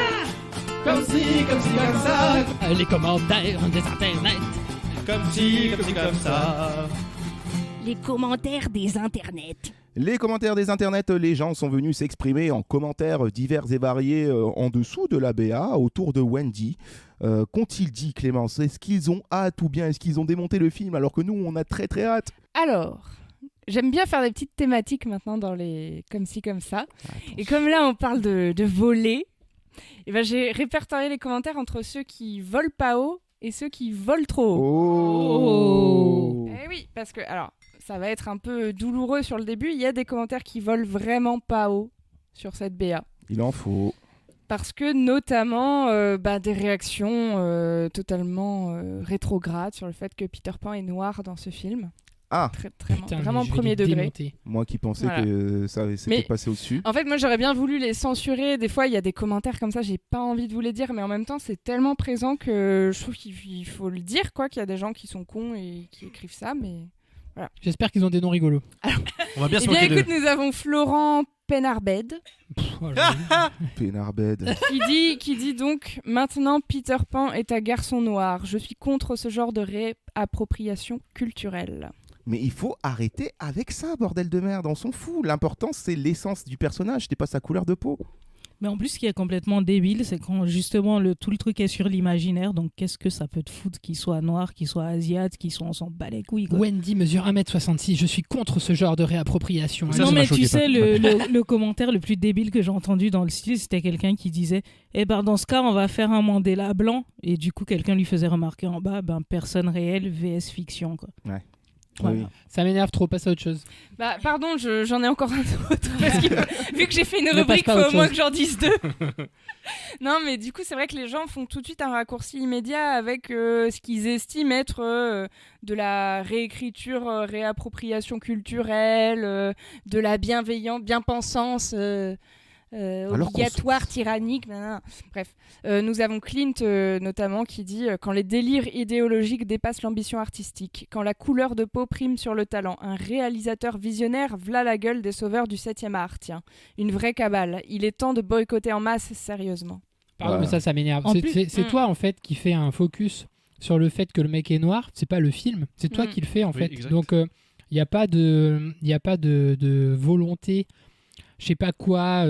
Enfin, ça, vas-y, ça me Non, mais saoule. en plus, il parle de valeur artistique. Quand t'as pas vu le film, tu veux bien fermer ta gueule aussi. En fait, juste pour il est noir, critiquer. c'est tout quoi. Il y a Ouais. aucun. C'est tout. C'est toi qui t'emballes là-dessus Mais tout seul. désolé et les qui amis, il décrète. fallait que je vous partage ça Non, parce que mais moi t'as- quand non, je mais- cherche les fallait commentaires, qu'on en Non, je mais parle. suis, t'as raison, je mais suis face à cette c'est- connerie Non, humaine. C'est et- vraiment stupide. Et Non, puis, on mais voit non, quoi, mais c'est quoi c'est la suite? Ouais, affligeant, non, en fait. Peter Pan, il est pas habillé d'une veste rouge, il Non, a mais pas c'est des ça. dreadlocks. Non, mais c'est les mêmes gars qui voulaient pas qu'on enlève le slip de Superman et tout. Mais vous vivez dans quel monde en fait? Enfin, c'est des artistes qui se réapproprient des œuvres. Heureusement qu'ils font pas exactement la même chose que par le passé, quoi. Et puis surtout, personne vous oblige à aller voir les Ouais. films, quoi. Je veux dire, si vous n'êtes pas content, soyez pas content, mais tout seul. Pour vous rassurer, il y a quand même pas mal de gens qui m'ont écrit des petits commentaires que j'ai pas recensés là, mais qui disent trop bien, j'ai trop hâte, j'ai vu les bêtes du Sud sauvage, exactement comme nous, quoi, qui sont ultra hypés parce que c'est ce réalisateur. Et il y a ceux qui volent un peu trop haut, je trouve, parce qu'ils m'ont fait rire. Ils étaient vraiment dans le. poudre. Voilà, ils ont pris la poudre de la fée Clochette. Sébastien Fèvre qui dit il y a clairement un problème avec cette bande-annonce. Elle est trop courte. Ça fait 6 fois que je me la mets. La musique est absolument terrible. Ça change des Zimmer, Williams, Powell et j'en passe. La musique donne un petit coup de fraîcheur et j'en veux encore. Ouais, mais clairement, et Je suis d'accord avec lui. après, s'il avait C'est mieux vrai. cherché, il existe une bande-annonce plus longue. Bah, je vous en dirai pas plus parce que j'ai failli me spoil, moi. Ça s'appelle Wendy et c'est au cinéma. Non, mais qui doit faire 30 secondes de 1h52. plus. On voit un peu plus les clodos là, en train de chercher leur vie. Ah, attention, j'ai un dernier commentaire et il est long. C'est la première fois que je vais lire un commentaire aussi long, mais franchement, il m'a T'écoute. fait trop rire. C'est sur Allociné, Arsène7 qui a écrit.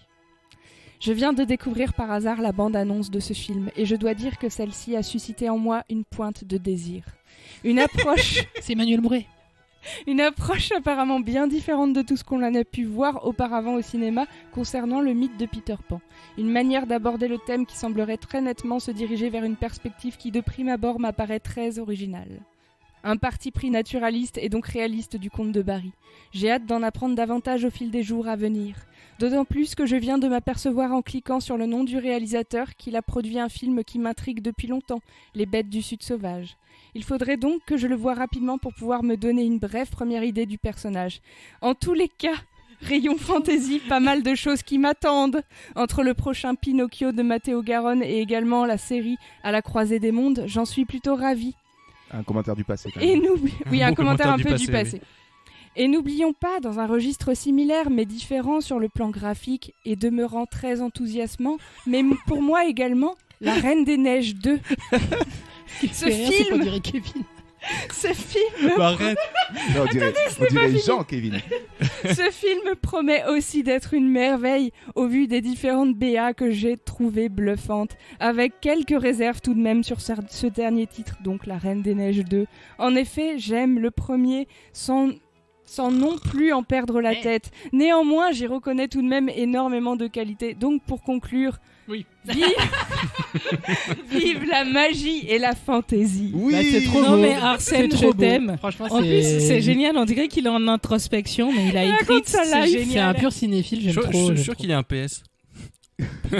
En fait, il y a quelqu'un qui a commenté pour déconner encore après lui, mais du coup, c'était pas lui qui a dit « Et ce soir, je vais manger une bonne blanquette de veau. » Regardant Et elle ça. est bonne. Non, mais trop touchant, quoi. GG, mec. Oui, vive la magie, vive la fantaisie et vive le cinéma parce que c'est certainement le meilleur outil pour nous embarquer dans des univers aussi magiques et Le fantaisistes. LSD. Bravo à toi Arsène ça fait plaisir de voir des gens aussi en jouer. J'espère que depuis tout ce temps, parce que ça a l'air au moins de faire un an qu'il a écrit son commentaire. J'espère qu'il a pu voir les bêtes du Oui, sud en fait, sauvage. c'est vrai qu'il y a eu des commentaires vraiment sur la durée, mais comme plein de films qu'on fait récemment, c'est parce qu'il y a eu le moment où ça devait sortir et qu'en fait ça sortait pas. Donc on a vraiment. Ouais. En fait, les bandes annonces sont même ressorties régulièrement sur tous les réseaux et du coup. D'ailleurs, la bande annonce qu'on vous partage en lien dans la description, il y a marqué 23 décembre à la fin, tu vois. Oui. Donc, c'est encore une vieille bande annonce. Mais non, ce sera pas le 23 décembre, ce sera le 23 juin qui sortira ce film Wendy. Un simple nom, Wendy. Ils sont pas foulés, je trouve. Hein. Bof. On peut trouver mieux, non? Bah ouais, un sujet verbe complément au moins. Une phrase. Allez. Merde. Allez, le fais ton titre, c'est parti. Fais ton titre, fais ton titre, fais ton titre, fais ton titre, fais ton titre.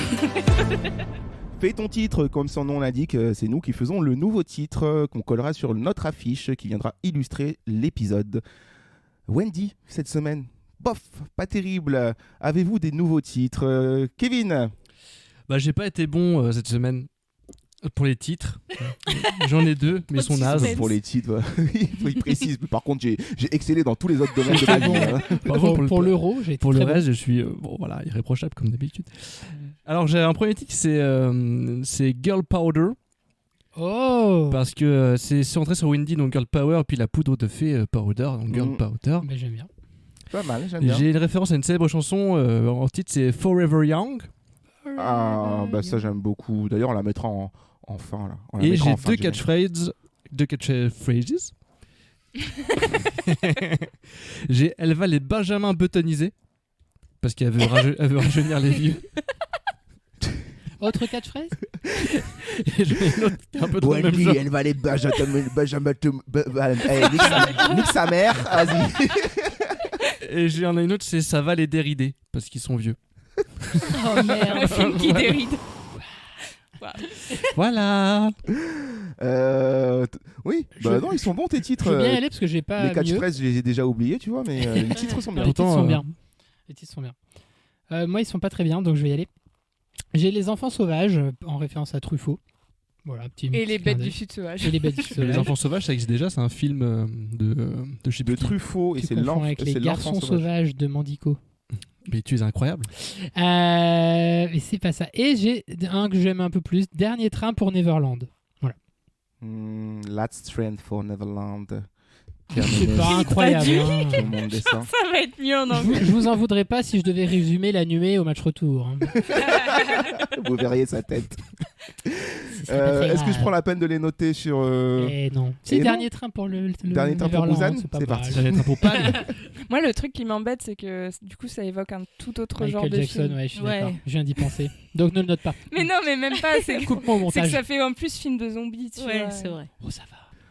Bah, il était vieux. Hein. La vieillesse n'est-elle pas une Comment elle te zombification? juge Johanna, des titres. Oui, on parle bien de ce film qui a eu 5 nounours dans Doudou Magazine. Celui-là Oh même. oui, elle place sa critique. Elle connaît tous les magazines. Sa notation. Ah, putain, C'est une lectrice ça fait longtemps qu'on en a vraiment pas eu. pointue. Écoute, moi, cette ambiance de bande-annonce avec ces enfants qui courent partout, qui ne vont pas à l'école, qui ont l'air de s'amuser jusqu'au bout de la nuit et du jour, ça m'a fait penser à un titre qui est tout simplement La Grande Récré. Avec TJ et Spinelli. Ok. Ok. Comme le magasin de jouets, ouais, je sais à quoi. Vu le teasing, je m'attendais à un peu mieux.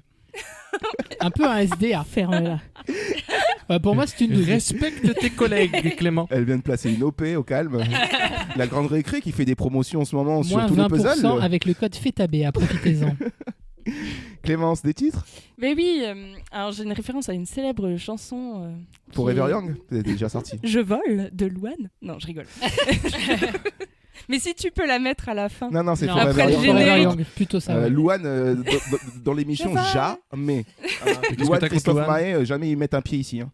Oh, c'est quand même très différent. Oui, non, j'ai 2 titres, sérieusement, mais qui ne sont pas géniaux. Mais ça me fait rire de les dire. Et puis de toute façon, il faut en dire, sinon c'est la fessée. Donc, La fée. La fessée. La fée. Il a fait clochette, fessée. Oh non, mais j'ai c'est- pas dit mes titres. Il est là. bien ce titre, en vrai. Du coup, je peux avoir La le titre. fessée. Johanna qui prend le titre. Vas-y. J'ai Wendigo pour le Wendigo. Je comprends pas. Ah, le Wendigo, c'est un monstre amérindien. Tu sais ces moments où tu Ah, mais en regardes fait, un je suis super pas film, assez C'est un intelligent. monstre qui ressemble à un genre de cerf D'accord. qui est amérindien. Et du coup, Dans la Wendy go mythologie amérindienne. en mode go girl, Wendy go. Bangarang.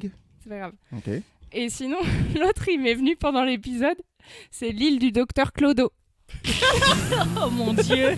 En référence à J'aime l'île du pas du docteur tout. Moreau, qui est une autre œuvre littéraire. Ouais. Romain, tes titres cette semaine. Un titre que j'ai déjà sorti la semaine dernière, Peter Pan du Sud Sauvage. Toi, Voilà. tu te fais pas Ah chier, ouais. toi. Ouais, t'es sérieux? Et qu'est-ce qu'on va mettre là Lou nous réclame des titres, on va se creuser la tête, tu l'as C'était quoi Kevin le tien? C'était Forever Young et merde, le L'autre premier c'était quoi? Girl Powder. Girl Powder. Putain, franchement, limite, c'est le mieux quoi. Moi j'aime beaucoup Forever Young pour vous. Dans la grande récré, c'était mortel. Bah, franchement, la fessée est deuxième quoi.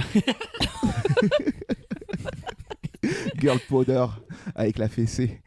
Non mais j'aime beaucoup Forever Young. Je trouve que ça claquerait bien sur l'affiche. Forever Young. Girl Powder. Girl Powder, je trouve que c'est un peu tendancieux, je trouve. Ouais, ça Oui, fait on penser est bien à d'accord. Bougie de Gwyneth Paltrow là. Un peu. Ouais, voilà. Gwyneth, t'as pas vu qu'elle avait fait un truc Elle a avec, fait des produits de Ah non, j'ai pas maison vu. à base d'elle. Voilà. Gwyneth qui a joué Wendy dans Hook en plus. Ouais, tout a un lien, Tout est lié. la boucle est bouclée. On te mentionne pas ça comme ça? Non, Forever Young, allez, c'est parti. Forever Young, ça parle. C'est gagné. Forever Young qui vient remplacer Wendy pour le nouveau film de Ben Zetlin qui sortira le 23 juin et qui a décroché 5 nounours dans Doudou Magazine. Quel prestige, incroyable. Incroyable. Je ne sais que faire que de lancer le match retour du coup. Eh bien, fais ça. Lance-le. La lance, nuée. lance. Changeons directement de ton. On oublie les enfants, on oublie la féerie, on oublie la fantaisie, on bascule dans l'horreur des insectes. C'est parti pour le match retour de la nuée. Ça te fait mal quand on te tire dessus? Je ressens les blessures. La douleur est une simple information. Votre discours était très éclairant. Très éclairant? C'est du blabla, oui. T'intéresses à qui? T'intéresses à quoi, toi? Est-ce que t'en as de la considération? Tu déconnes, non? T'as aucune notion, t'as fait 40 films, t'as même pas assimilé un minimum de technique. T'es nul. J'aurais pas aimé. Match retour. Abdo de sauterelle pour la nuée de Juste Philippot sur un scénario de Jérôme Genevray, Franck Victor. Alors le match retour, évidemment, nos avis vont arriver. Le douille ou pas douille va arriver, mais avant tout, vous le savez, vous connaissez la chorégraphie. Je vais d'abord vous résumer la chorégraphie de notre émission. L'histoire imaginée dans notre épisode précédent à partir de Sabéa, et c'était parti en couille, je vous l'annonce. C'est parti. Une mère mariée à une chèvre, ouais, avec la première phrase, vit avec ses 2 enfants à la campagne. Elle y faisait du fromage de chèvre avec son mari la chèvre, mais l'affaire a fait faillite. Pour rebondir, elle Du fromage de Marie.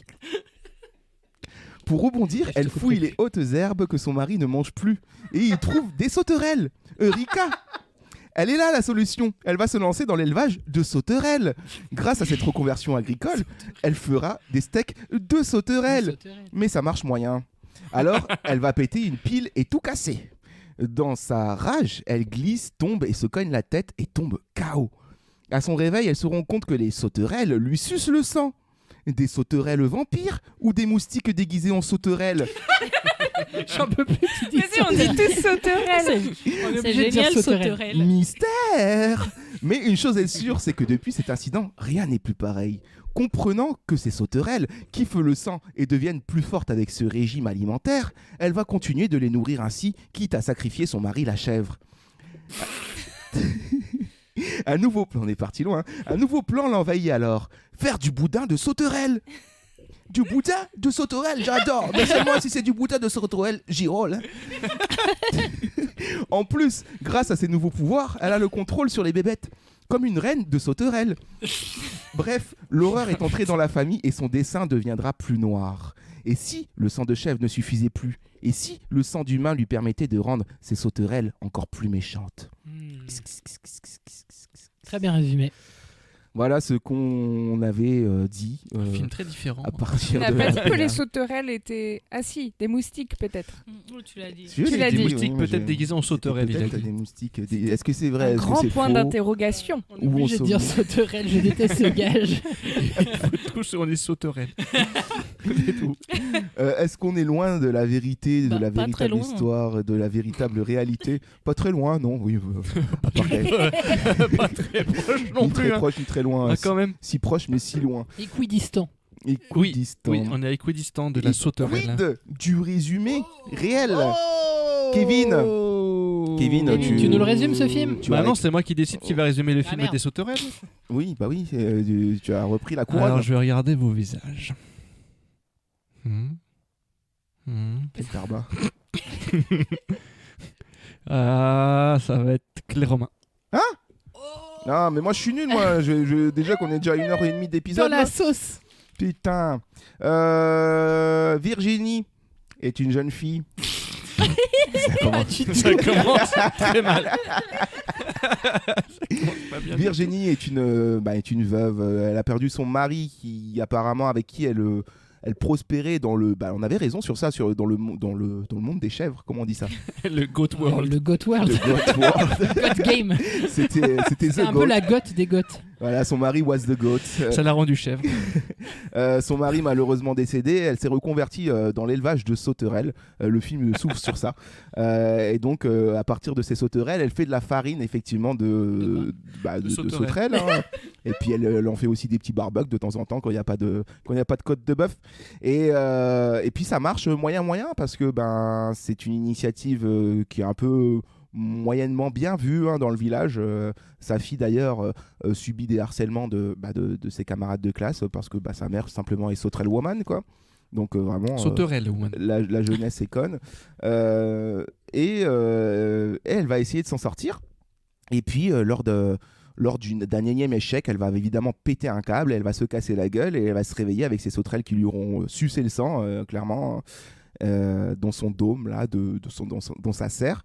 Et à partir de là, elle va se rendre compte que les sauterelles sont avides de sang et que ça les booste et que ça les rend du coup plus prolifiques, plus fécondes. Et donc, ça lui permettra d'en produire plus et donc de faire prospérer l'affaire qui commençait très très mal. Malheureusement, pris dans ce cercle vicieux, Virginie va avoir tendance à pousser le bouchon un peu trop loin, Maurice. Et donc, du coup, elle va essayer de trouver du sang. Pour ces sauterelles, mais en gros oui, elle se rend compte que du coup il va falloir les nourrir, ces sauterelles, et elle va vite perdre le contrôle et embarquer un peu dans cette folie tout son entourage. C'est très bien résumé. Voilà, c'est exactement cette histoire. Bravo Romain. Et surtout les sauterelles font beaucoup de bruit, plus elles sont nombreuses. Voilà. Oui, ça crie fort les sauterelles. Mais j'annonce tout de suite que je pense qu'on va vite tomber dans le spoil pour cet épisode, parce que pour en parler plus grandement, effectivement c'est un film genre à mystère, donc on va être obligé de débunk les mystères nous pour pouvoir donner notre avis. Et c'est d'ailleurs tout de suite avec la page du douille pas douille. Douille pas douille. C'était une douille. Douille pas douille. C'est pas une douille. Le douille ou pas douille, c'est comparer d'abord la BA avec son produit final. Est-ce que cette BA était fidèle au film? Et puis ensuite, on bascule sur nos avis. Douille ou pas douille, Kevin? J'ai envie de dire pas douille. Le film avait l'air bien, le film est bien. Et la BA vendait assez bien, à mon avis, ce qu'on a vu. Clément, douille ou pas douille? Je suis d'accord, pas douille, une BA assez fidèle à l'ambiance du film et qui avait le bon goût de pas nous révéler des éléments de la fin, contrairement à plein de BA. Johanna, douille ou pas douille? Moi j'étais hypée par le film à cause de la thématique et tout ça, donc pas douille, je suis pas déçue. Clémence? Pour moi, c'est douille positive parce que j'avais dit que la BA me donnait moins envie que le concept, et la BA, franchement, elle me faisait un peu peur. Je me disais, putain, il va y avoir du cliché et tout. Et franchement, le film m'a fait grand effet, donc douille positive. Je te rejoins dans ta team, douille positive, parce que pareil, j'avais décelé tous ces clichés de BA qui m'enjaillent pas trop, à force d'en faire peut-être aussi, mais finalement, le film, heureusement, est loin d'être l'effet commercial qu'avait la BA.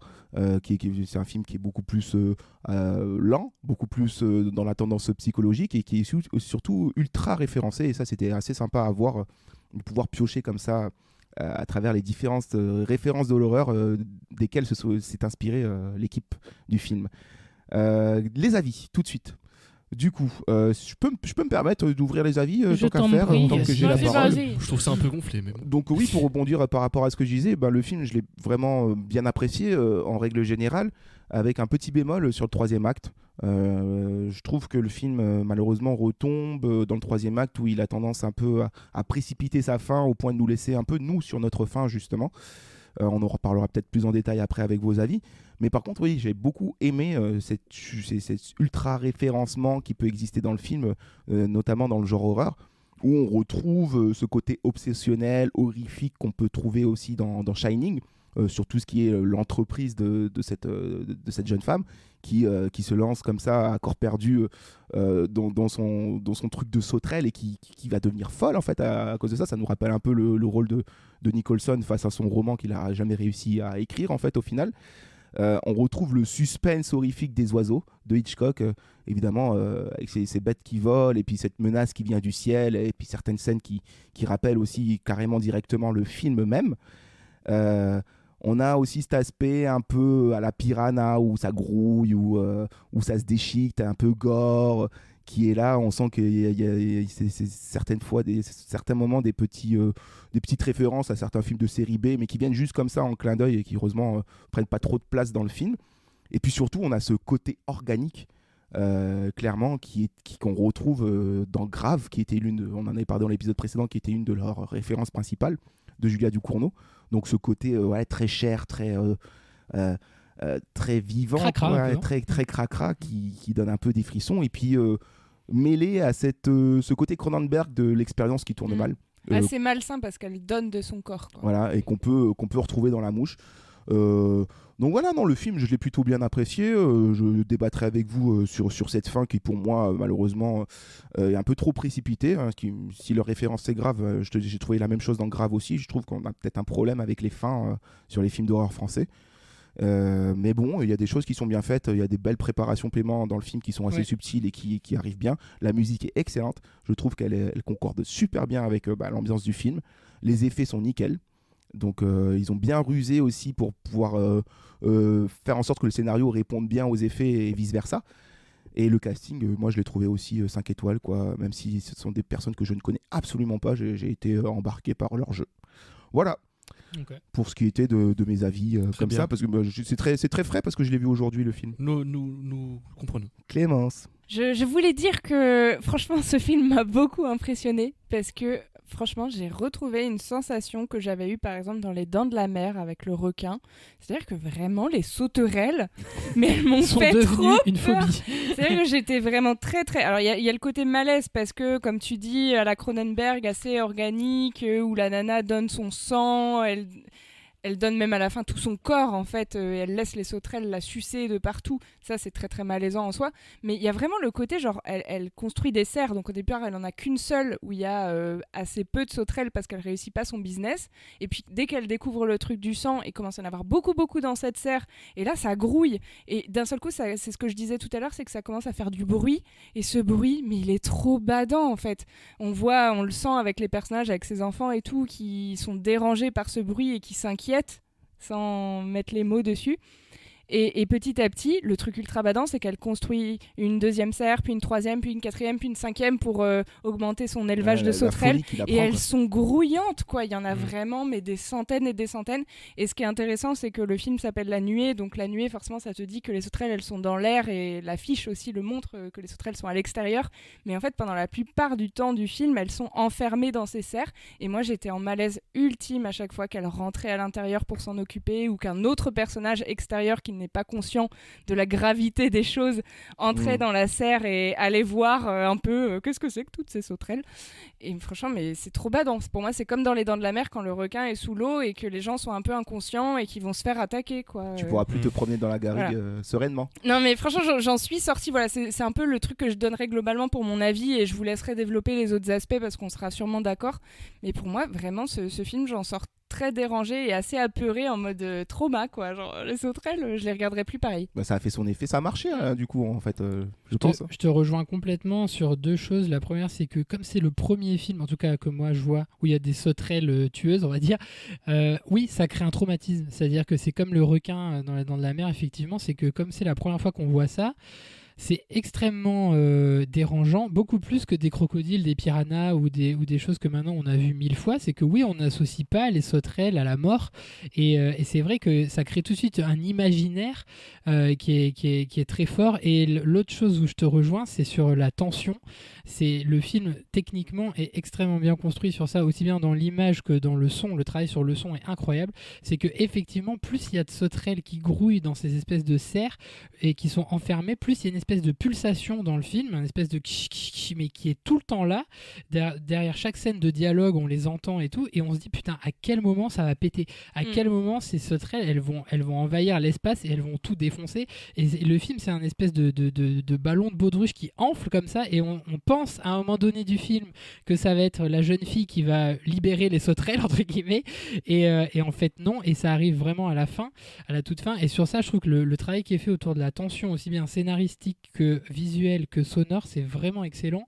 Et putain, c'est français quoi, c'est cool de voir un film français construit comme ça autour d'une montée en tension tout le long du film. Et je trouve que l'interprète, donc Suliane Brahim, elle s'appelle, moi je la connaissais pas, elle est de la comédie française mais je la connaissais pas, elle est incroyable pour ça. C'est que dès le début elle est en tension par rapport à ses gosses, par rapport à la situation, par rapport au monde agricole, etc. Et en fait tout le long du film elle est pas très sympathique, c'est très difficile quand même d'avoir de l'empathie pour elle vu ce qu'elle fait au fur et à mesure du film. Et en même temps c'est aussi qu'elle est dans une forme de misère, une forme d'isolement qui est due au monde paysan, et tu te dis à quel moment elle va tuer quelqu'un en fait. Et en fait ce qui est cool, c'est que c'est pas exactement ça qui se passe, et c'est autre chose qui se passe, et moi c'est pour ça que j'aime assez la fin. Voilà. Est-ce que vous avez du coup bien ressenti ce qu'on avait effleuré nous du bout des doigts dans la BA, cette allégorie, ce parallèle avec le monde de l'agriculture en détresse aujourd'hui? Oui, carrément.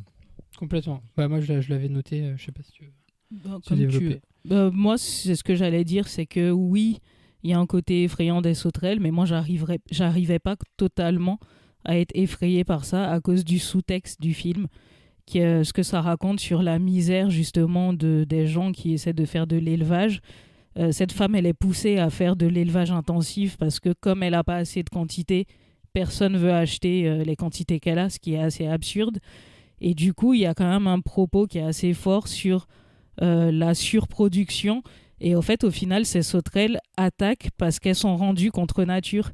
Et en fait, c'est un propos sur ce qu'on fait, nous, en ce moment, avec l'agriculture et l'élevage, c'est-à-dire d'élever de plus en plus dans des trucs fermés, d'entasser des bêtes aux mêmes endroits, de leur faire bouffer n'importe quoi. Et au ensuite, détriment du bien-être animal. C'est ça. Et au final, ce qui est en plus en contradiction complètement avec son propos, vu qu'elle explique que les gens sont trop cons pour voir qu'on va mourir de faim et que ces protéines données par ces insectes sont une solution.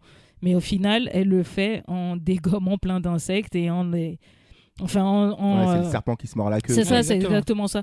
Et en fait, elle est poussée à ça par le monde extérieur, par le commerce et par le fait qu'elle veut essayer de s'en sortir, quoi.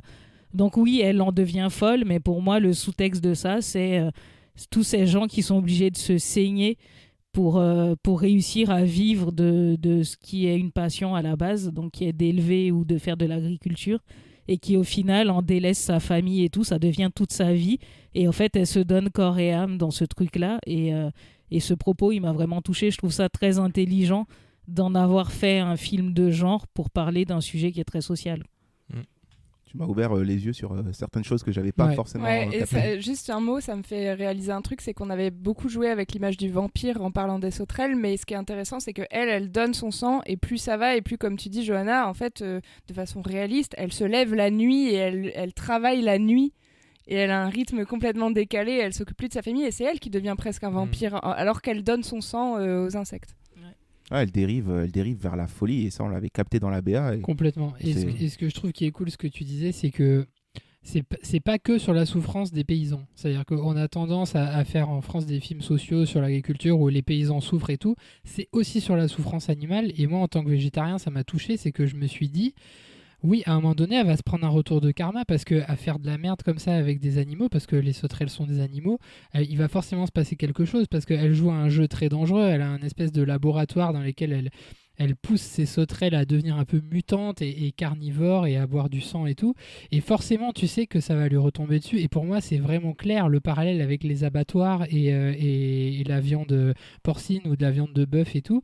Et ça m'a touché en fait qu'un film parle de ça parce qu'on a tendance à beaucoup se moquer du véganisme et tout ça. Et j'ai trouvé que c'était vraiment un film militant sur ce plan-là. C'est que ouais, il y a un vrai sous-texte sur les agriculteurs souffrent, mais les animaux aussi souffrent énormément et vont se venger en fait. Et d'ailleurs, moi je pensais à toi quand je regardais le film parce que je me disais une chose, mais c'est comment ils ont fait ? Il y a forcément maltraitance animale en fait dans le film. Bah, à la fin, c'est écrit que non, mais pour moi, c'est une prouesse vraiment d'avoir réussi à filmer comme ça en macro les sauterelles. Ouais, tu regardes les scènes où elle tombe, où elle trébuche et tout, les sauterelles bougent pas, c'est des fausses sauterelles. De toute façon, j'avais remarqué. Je pense qu'il y a pas mal d'effets spéciaux, mais c'est très bien fait quoi. Les macros, c'est des vraies sauterelles évidemment. Alors, les plans macro, ils sont hallucinants. J'avais jamais vu aussi détailler une sauterelle. C'est vraiment moche. C'est vraiment dégueulasse une sauterelle. Une sauterelle qui mange un doigt, c'est horrible. Hein. C'est dégueulasse. Ces sauterelles, elles sont dégueulasses. Mais bon, ce sont des êtres qui ont un cœur qui bat. Je suis sûre, elles nous trouvent dégueulasses aussi. Elles font les insectes sont nos amis. Et toi, Kevin, ce film ? Moi, c'est un film que j'ai trouvé très impressionnant aussi, comme Clémence.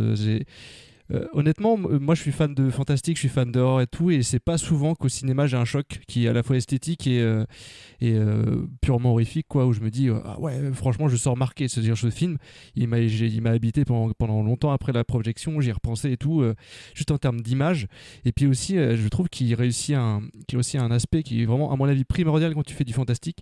Et ça c'est bravo à Juste Philippot et à son scénariste dont j'ai oublié le nom, mais tu nous le rappelleras. Jérôme Genevray et Franck Victor. Jérôme Genevray dont l'idée, c'est lui qui a l'idée originale. C'est que les sauterelles, c'est le personnage principal en fait. C'est elle. Elle est enfermée, elles sont enfermées dans les serres, elle est enfermée dans sa ferme. Elle est obligée de se saigner, enfin ainsi de suite. Et tu te rends compte qu'en fait tout le mal qui provient des sauterelles, en fait c'est elle qui projette son propre mal-être. Elle en vient même à tuer. Enfin, les sauterelles en viennent à tuer son love interest un peu et tout. Mais elle détruit tout dans sa vie pour son obsession de réussir, et ce qui vient aussi du traumatisme et de la manière dont on impose aux agriculteurs d'être productifs et de produire en masse, donc tout se rejoint.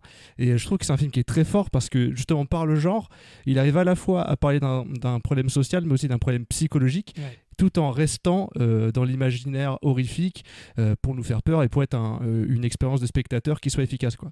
Et ça là-dessus, bravo. Et puis Clément, t'as raison, c'est français, il faut le saluer, quoi. Mais ça devient un film d'horreur que vraiment à la fin. Oui. C'est-à-dire qu'on a quasiment un drame social sur une agricultrice pendant 2 bons tiers du film, et ça bascule vraiment dans l'horrifique un peu gore que vraiment à la fin quand c'est nécessaire, quoi.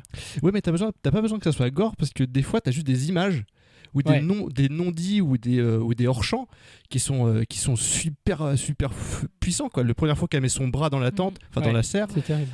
quand tu l'entends crier, et puis cette image où tu la vois recouverte de sauterelles quand sa fille la voit dans la serre et qu'elle regarde en mode va-t'en, et elle a une petite voix toute chevrotante, genre ne regarde pas, comme si ça c'est très Cronenberg aussi, je trouve. C'est comme s'il était en train de se masturber, quoi. C'est limite ça, quoi. Ouais, c'est ce côté. Oui, on sent quelque chose de charnel. C'est ça, c'est sexuel, charnel. Enfin, organique. Il y a un truc un peu étrange, quoi. Et mais Cronenberg, t'as raison de le convoquer parce qu'à mon avis, il est vraiment très présent dans ce film-là, quoi. Ouais, mais c'était une de leurs inspirations, mais je pensais pas que ce serait aussi marqué et puis aussi bien intégré dans leur film.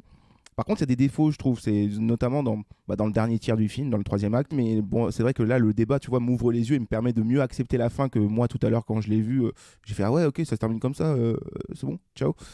C'est vrai que cette fin, moi, j'ai trouvé dommage parce que j'aurais aimé voir les conséquences, en fait, de ces actions, quoi.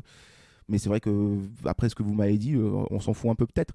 Mais c'est juste, c'est qu'il y a des moments où on nous présente des personnages et toi, guidé par les codes de l'horreur, tu te dis lui c'est de la chair à canon, il va y passer et tout. Et en fait, non, pas du tout. Et donc, il y a vraiment des gens qui débarquent dans le film et tu te dis, en fait, leur impact est zéro, quoi.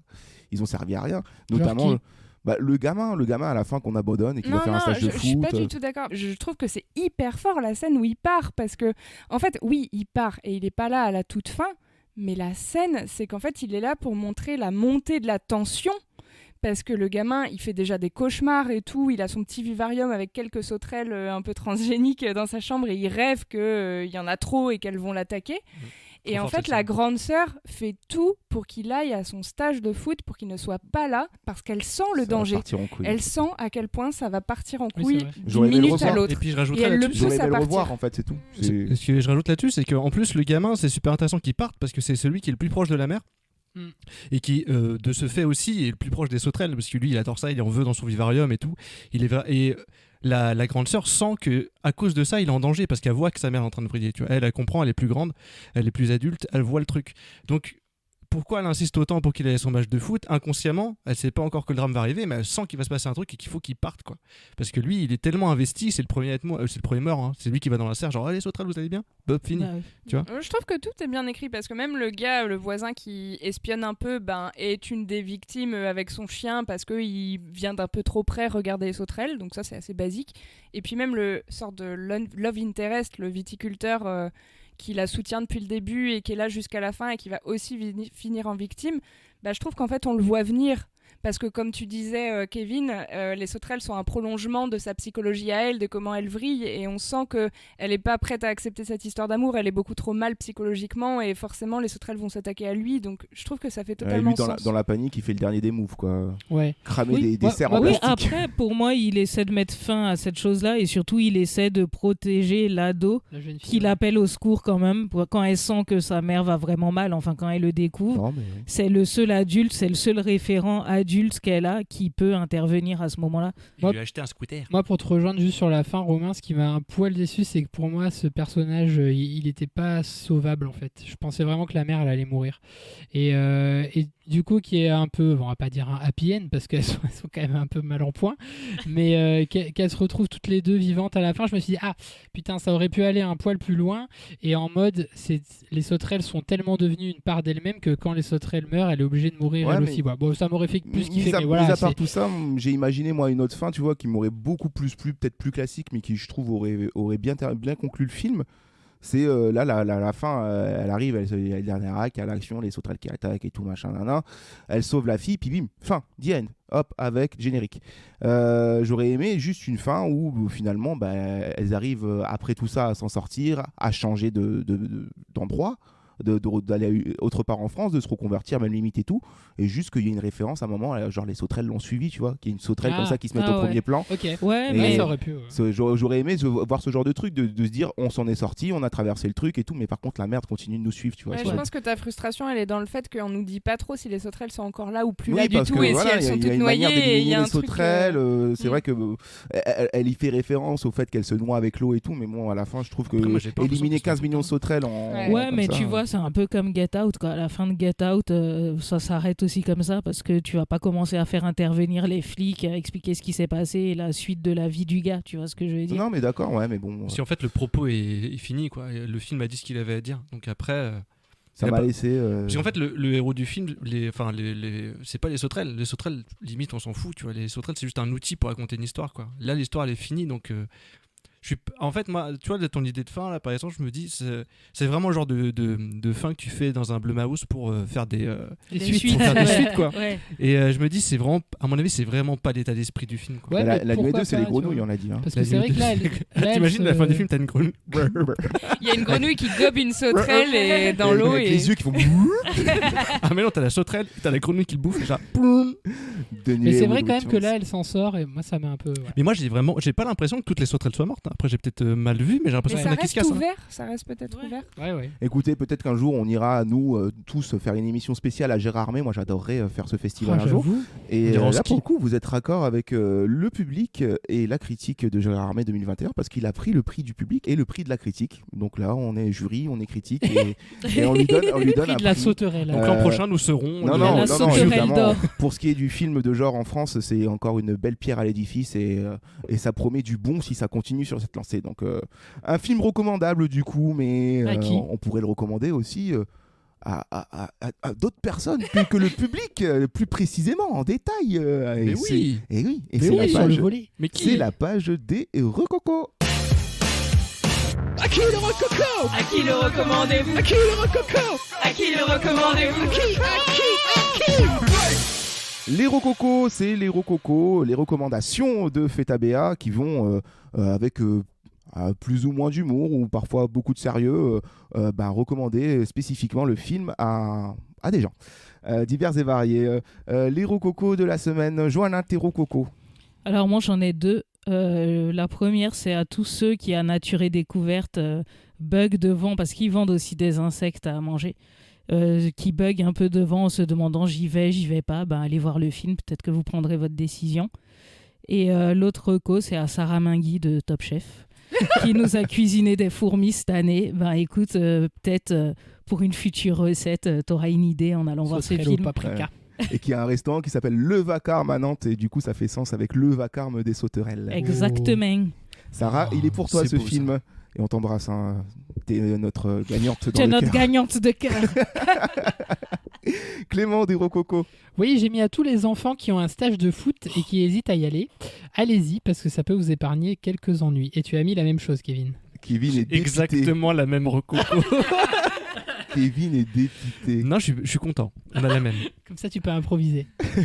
Et du coup, vu que cette reco est prise, j'aimerais recommander ce film à tous les viticulteurs. Faites attention à qui vous fréquentez. C'est un pro du bout des doigts. L'amour, c'est dangereux.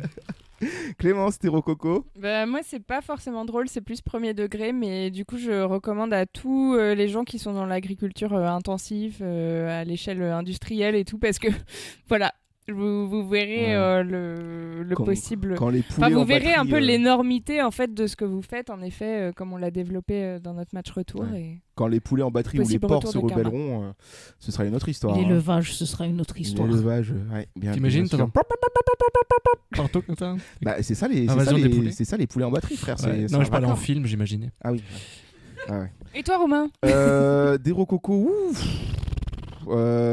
je ne saurais à qui vraiment recommander ce film, à part à tout le monde évidemment, mais je recommanderais ce film spécialement surtout à Charlotte Gainsbourg, parce que moi j'ai pas arrêté de la voir. Pareil. Putain, mais toi aussi. Je Elle a un n'ai sosie. pas arrêté de voir Charlotte Gainsbourg à la place de Suliane Brahim. Donc Charlotte va voir, et puis dis-nous après ça si t'as pas une sœur jumelle qui traînerait en Auvergne. J'ai pensé tout le film. Moi, je pensais qu'à la fin, quand elle allait sortir de l'eau, elle se serait transformée en Charlotte Gainsbourg. Moi, je pense que c'est Charlotte Gainsbourg, mais déguisée. En moustique, qui est déguisé en sauterelle, qui est lui-même déguisé Incroyable. en fantomas. Non, c'est vrai qu'il y a quand même des similitudes physiques et puis de la voix, je trouve. Oui. Ouais, non mais clairement. On aurait pu le reco aux moustiques qui ont de la concurrence. Oui, et ou à Dracula qui a aussi de la belle concurrence. Et là, au pour le coup. chômage. Sur ces belles les rococo, sur ces belles paroles, je pense les amis qu'il est temps de clore cet épisode un peu long pour le coup, mais bon, c'est ça, c'est la passion qui parle. Ah bon ? Et il est temps pour nous de se dire au revoir.